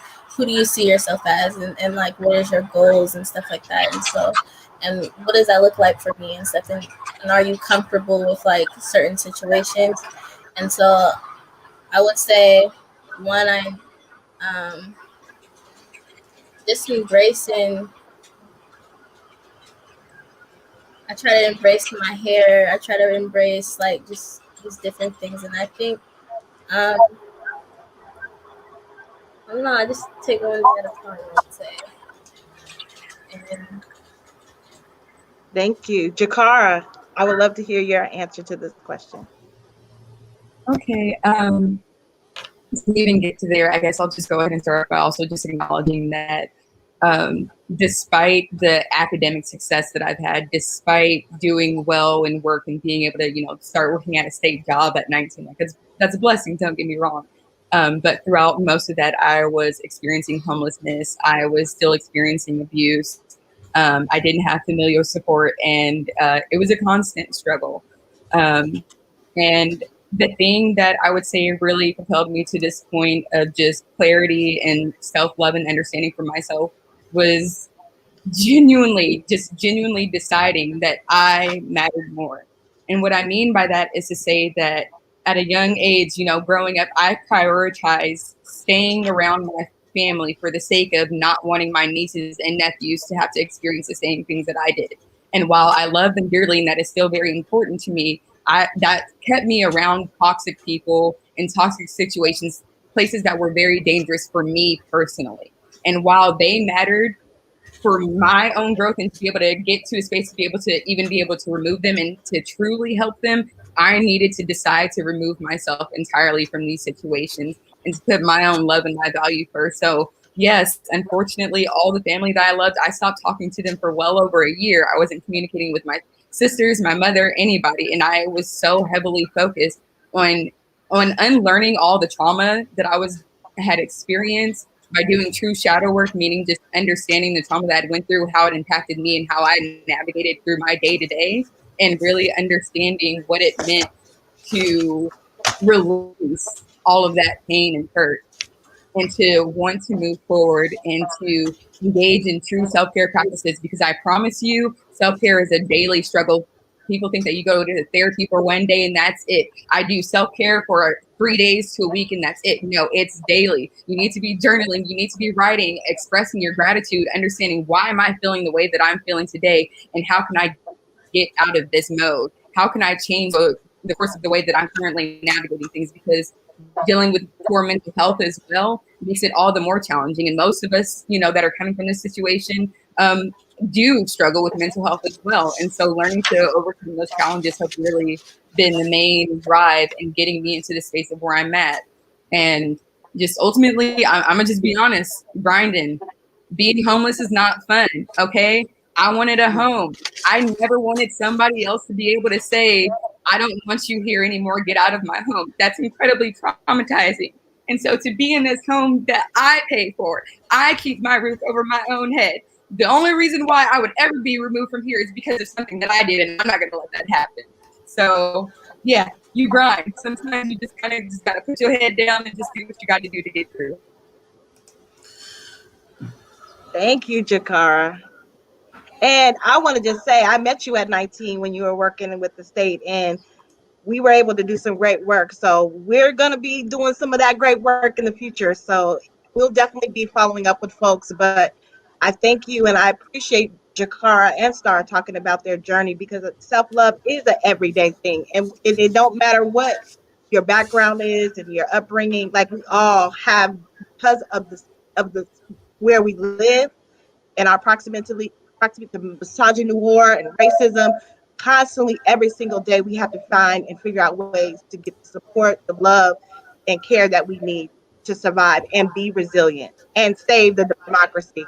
So thank you, ladies. So the next question that I want to ask, and this is going to be the last question, because we do have a call of action. We don't want to just have this, wonderful panel and town hall, and then we kind of like just walk away. There is going to be next steps. If you are interested in any of the work that we're doing, please put your email in the chat. We're going to follow up with you all, because we definitely have resources as well. I also want to just give a shout out to Rolanda. She is with the Earth Mama Network, and she is our producer for this show. And I just want to personally shout her out and thank you for hosting us.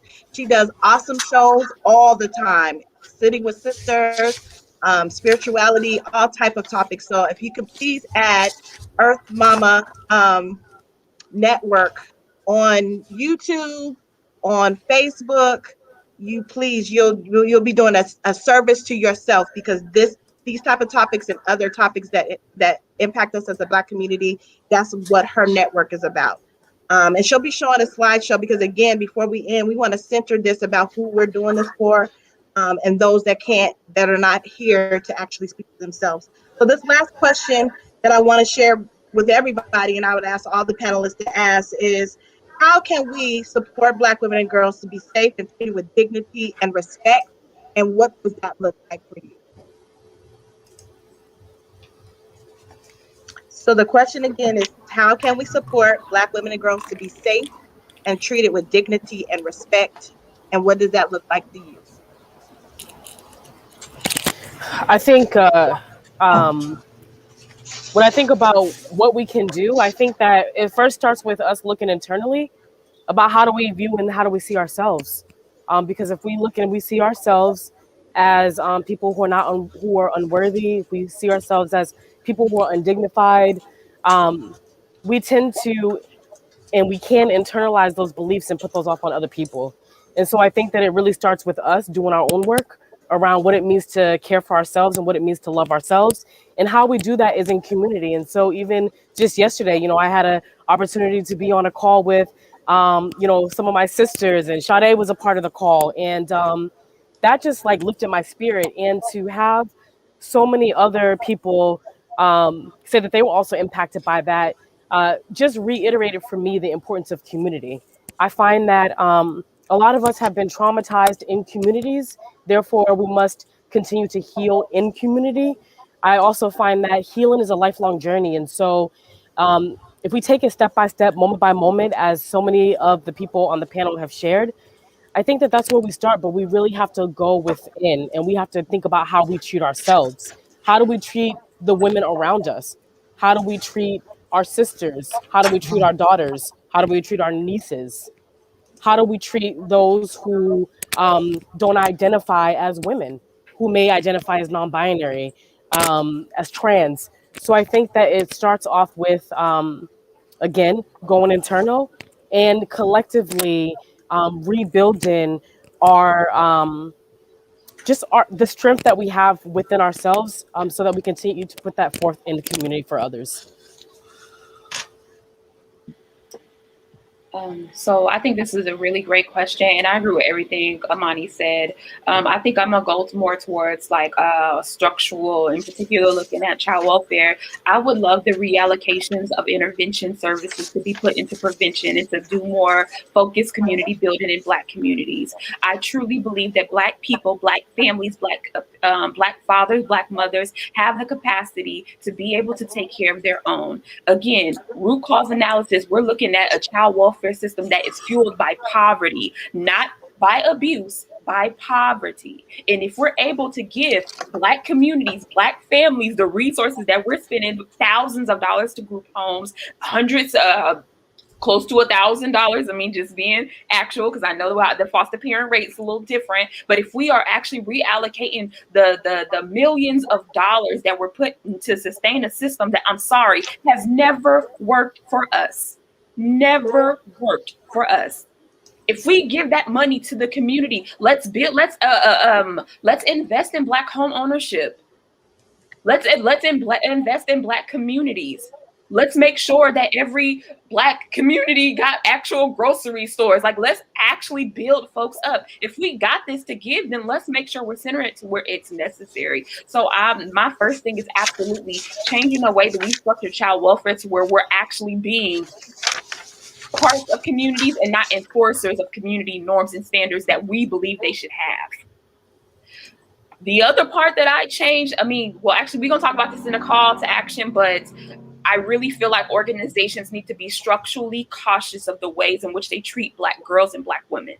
And we'll talk about more about maybe some strategic shifting that needs to happen. But I've worked for organizations, I've worked for the state, I've worked for nonprofits. And I can tell you oftentimes that the composition of staff very rarely reflects the young people who they are serving. And honestly, that's absolutely a problem. But also the policies and regulations that they have with these programs absolutely dehumanize and oppress those Black children they claim to want to help and serve. So I think that it's also necessary that we make structural shifts to the ways that we organize, the ways that we have our agencies exist, and the ways that we serve and support Black children, Black families, Black mothers, Black fathers, Black children. Amen. Malika said, amen. Hey, friend. Who would like to speak to this next? I'd like to speak to this right quick. I'm one who likes to push for legislative changes.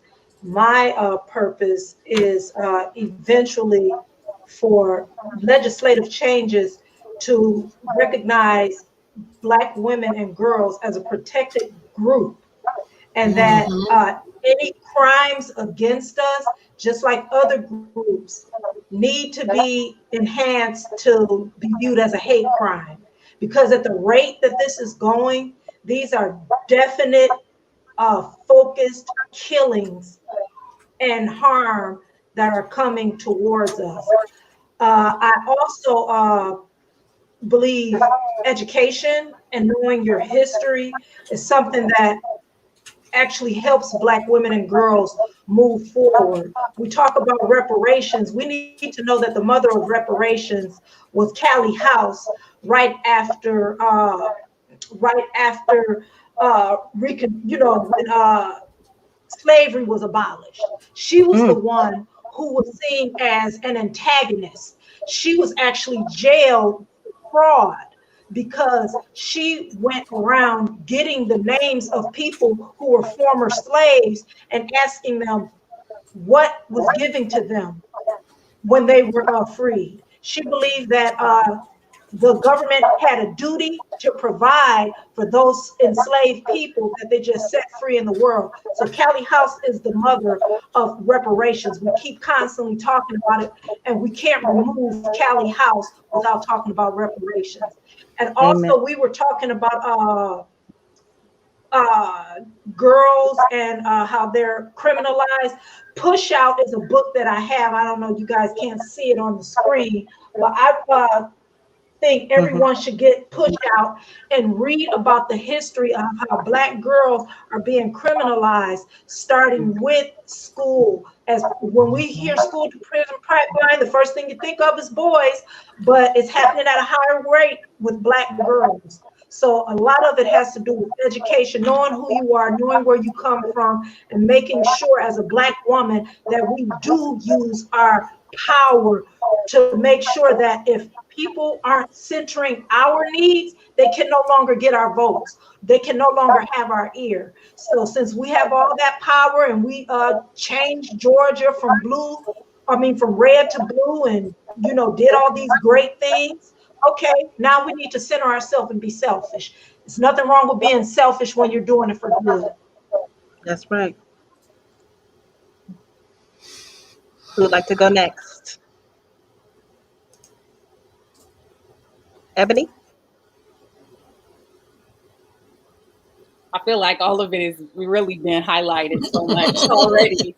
All of these amazing voices. And, I think, Rosa talked about that centering ourselves. And I think that's what I would say at the most is, being selfish and really taking the time to affirm ourselves, acknowledge the pain, that we can acknowledge each other's pain, acknowledge our own pain, affirm each other, and then center the voices so that we can elevate some of these needs. I think that a town hall like this and dialogues like this need to continue. And then we need to take this in other places so that we can make sure that these voices are not, squashed so easily. It's necessary. Thank you so much. I just want to say, Chrissy, I just want to say, I think we need to have more understanding of each other. So as Black women, like sometimes I feel like we want to put us all in the same basket. So if you over here on this and I'm over here on that, I can't make you come to the center. I'm just going to work with you at the left. We sometimes as Black women, we have a way of dissing people when they don't agree with your philosophy. And we got to stop doing that, because if we treat each other better, everybody else will just fall in line. That's called a united front. But sometimes we struggle with that. And I've seen that in the last 20 or 35 years, because I remember in the 90s when Black women was taking over stuff, because I was here in Sacramento. I watched Black women build the clinic. I watched Black women do international work when it wasn't, highlighted.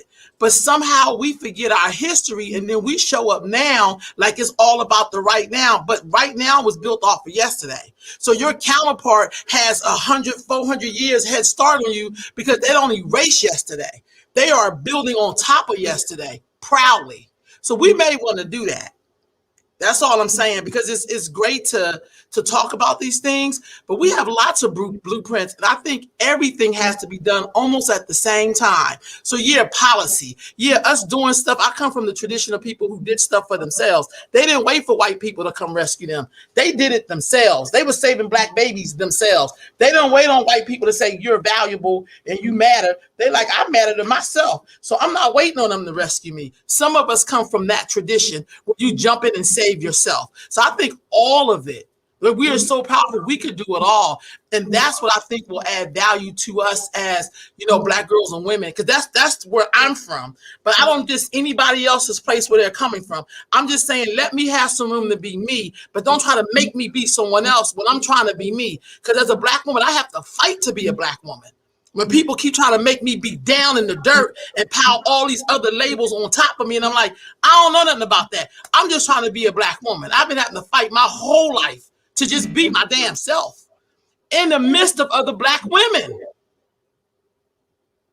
Because to me, that's the real struggle. I'm not at the bottom with what white people are doing to me, because that's what they've been doing since we've been here for 400 years. It has always been the struggle with people in my own community, not valuing who I am, ignoring me, telling me I'm not enough, or come over here. Now we in here with this group of color. We're the only people who say that. I've been in Latino groups. They proudly say Latino X. They are very proud of that. They're not always including Black people and other brown people. I've been in all these communities. That's my work. But they're proudly focusing on themselves. But as Black women, sometimes we make us have to focus on everybody thinking that will save us. That will not save us. When you center yourself, focus on yourself, and have some respect and decency, then I think we will be okay. But I think we can't force this thing. Because what you'll find is that then you'll be finding people lining up in the cuts to knock you down, and we both fall down. When I knock you down, I knock myself down. So I just really wanted to say that, because that was on my heart sitting here listening. All this was great, but I feel like the Black table is big. Everybody can be at it, but everybody can be at it in their prospective places, and we be okay. Because the truth of the matter is, if I see somebody get knocked down, I will not step over you. Even if I think I may be in disagreement, the fact that your face is Black, I'm going to have to jump in. So that's all I wanted to say. Thank you, Rolanda. So Rolanda did, I think one of the things that we need to do is we need to ground about who we are talking about when we say this, and those that don't have a voice in this conversation, and the women that have lost and girls that have lost their lives. So Rolanda did a presentation about the Black women that have been killed just alone this year. And so she's going to put up her presentation. And while she's doing that, I want to just thank everybody. I didn't expect for us to have a 2-hour. I just didn't, but it's been so very powerful. And I do want you all to know, as panelists and also those that are watching, that there is work that is happening. We will be in touch. We will continue to have these conversations. This is not the first, nor is it the last. So let's take a moment to honor these women that have lost their lives, and give a moment to ground us on why we're doing this. Christy? Yes. Okay. So we kind of wanted to put a face to Black femicide. And I want to thank Rosa, because it takes a lot to compile all this information. She talks to families. She follows up with families. She shares this information. And so I just pulled out a few, y'all. I only pulled out like about 4. And what I want to do first, I want to go to that summary page before we get to the stories. I want to go to the summary page. In 2019, 918 Black women were murdered by people who look like them in their own communities across the United States. 918. But in 2020, during the pandemic, that number went up to 1,175. And then already, as of to date, of here in April in 2021, that number is at 408. So we're not even halfway through the year yet, and we already getting ready to be at the halfway mark from last year. So there is something about our community, and these are faces to some of the women and children that were murdered. And so what I have is, if I was to go backwards, and here's a 4-year-old young lady that was murdered. She had been beaten, assaulted, and the whole 9, punched, choked, the whole 9, took her to the hospital, and that's where she died at. And that was back on April the 22nd. That happened inside of her home. So I think with Black folks, if we love each other, then you really have to show these faces, because I don't know how in good gracious we could look at each other. This young sister right here, with her beautiful face, I love her ponytail. She was 15 years old here. Same thing with her. And the shooting, this is a shooting victim. And she died of her injuries at the hospital. Then there's another little sister, and a woman, she's 40.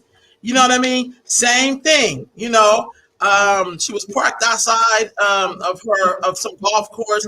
Somebody came by in the car with her husband, a 4-year-old daughter, armed. Somebody approached them, shot, and killed this woman. 40 years old, family. This is somebody's mama. And then I backed it up with this first little sister who looks like a lot of the girls I work with every day, loving the baby hair, the scarf, the whole. See, when I look at them, I see people, I see my nieces, I see girls on what every day. Hell, I see myself when I was younger, or even the way I am now. This is another 15-year-old.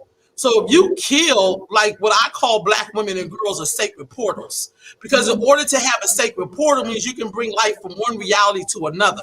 That's what I call them in the tradition that I'm from. We talk about these intersections. Well, mine is about sacred portals. But if you kill the sacred portal, none of us would be here to be anything we want to be. And so when you see them killing Black girls and women, that should tell you something right there. That's the easiest way for me to annihilate you, is to kill woman and child. I mean, that's the way you're gonna get off of it. So if we go to that summary page, look at the numbers. Oh, you can't see it? Oh, sorry, family. Hold on. Sorry about that. This is saying that it shared it. Hold on, let me do this again. Hold on. Can you see it now? We see the same person. Okay, hold on. Let me go over here. Okay, so while and that can be playing while we're actually talking about the call of action. So Sade, I'm going to pass it to you. It's not letting me. All right, thank you. So everybody, thank y'all so much for coming. Again, as Christy stated, this is a continuance. One of the things. Oh no! Still, you guys can't hear me? Okay. I don't know what happened to Sade. No. Okay, so there's the presentation. Hopefully Sade will get unfrozen. So those are the numbers from 2019. 2019 it was 918 Black women and girls killed. In 2020 was 1175, and already in 2021 408 Black women and girls have been killed to this date. So this is the reality that we're looking at. This has to change. We have to put a face to it. We have to put ourselves first. We have to make sure that we are a part of these discussions. We're not allowing for them, like I talked about earlier, to do like a 2-second, a Black woman was killed on the news, and then we just glass over it like nothing ever happened. We have definitely got to change our approach and make sure that we call other folks and hold them accountable into this as well. So Sade is not frozen anymore. So we're going to go to the call to action. Okay. All right. So first, I want to thank you. I want to appreciate and love on everybody who's stuck in with us for 2 hours, because that wasn't the original plan. But thank y'all so much for being here, for being present, for having an open mind and an open heart. We truly appreciate that. But this is just the beginning. One of the things that Christy and I collaborated with a group of young people in foster care on was creating an interactive workshop that focused on the experiences of Black kids in foster care as a mechanism to teach the community as well as the folks who are working with them. 1, these are their experiences. 2, here is how we can do this work better. Here's how we can affirm more. So 1, I want us to make sure, first call of action to the community, asking ourselves internally, what's one major change that I can make to ensure that I'm 1, protective, 2, uplifting to the Black girls and Black women within my community? That's something that everybody needs to be asking themselves on tonight. The second thing, from an organization and agency standpoint, because I know quite a few of y'all are here watching, is what shifts and changes, what structural alterations should I be making to ensure that my agency, that my organization is not doing harm to Black girls and Black women and is intentionally uplifting the wellness and being of Black girls and Black women. We, again, if y'all give us your emails, we have actual documents of this call to action that we can send to you all, where you can make sure to actually process this, not only with yourselves, but also with your staff. But what I'm asking for is intentionality and specificity towards Black girls and Black women. Thank you. Well, thank you, ladies. I just want to, this has been so powerful and uplifting to me. I feel like we definitely um, gave life to Ma'Khia Bryant and other Black women and girls that have been killed and murdered, and it's been justified or it's been glossed over. Like, we're making a statement today that that is not going to be, that's not okay on our watch, and it's not going to happen. I know the women on this panel, many of you are already doing the work. So that's why you were chosen to be a part of this panel. And I thank you for your brilliance, for your power, for your resilience, for waking up every single day and choosing yourself and all the people that you fight for every day. So I thank you for being a part of this panel. This has been beautiful. I'll go cry later, and me and Sade will go cry together. But I just want to thank you all for all that you all contributed today. Thank you again to Rolanda for being our producer and bringing us on this network. Please, please, please add um, Earth Mama network on YouTube, on Facebook, so you can see different broadcasts like this moving forward. Please add Rosa, Black Femicide. It's on Instagram and it's also on Facebook. Please add her. That's the only support that she's asking for, is for us to add her on social media. That is something that we can do immediately. So look up Black Femicide on social media, and please make sure to continue to support and look at her work. And if you ever needed a why, her page will definitely give you the why. So thank you all. I appreciate you. And this is not the last time you'll hear from us. All of us are doing great work. We're going to be working to work together. And especially if you're interested in more resources and information about why we're talking about Black women and girls specifically, and in those in foster care, we will be following up with information about that. Please, please make sure you put the emails. Thank you, ladies. I love you all, and I hope that you have a good and wonderful evening and night. Thank you for joining us.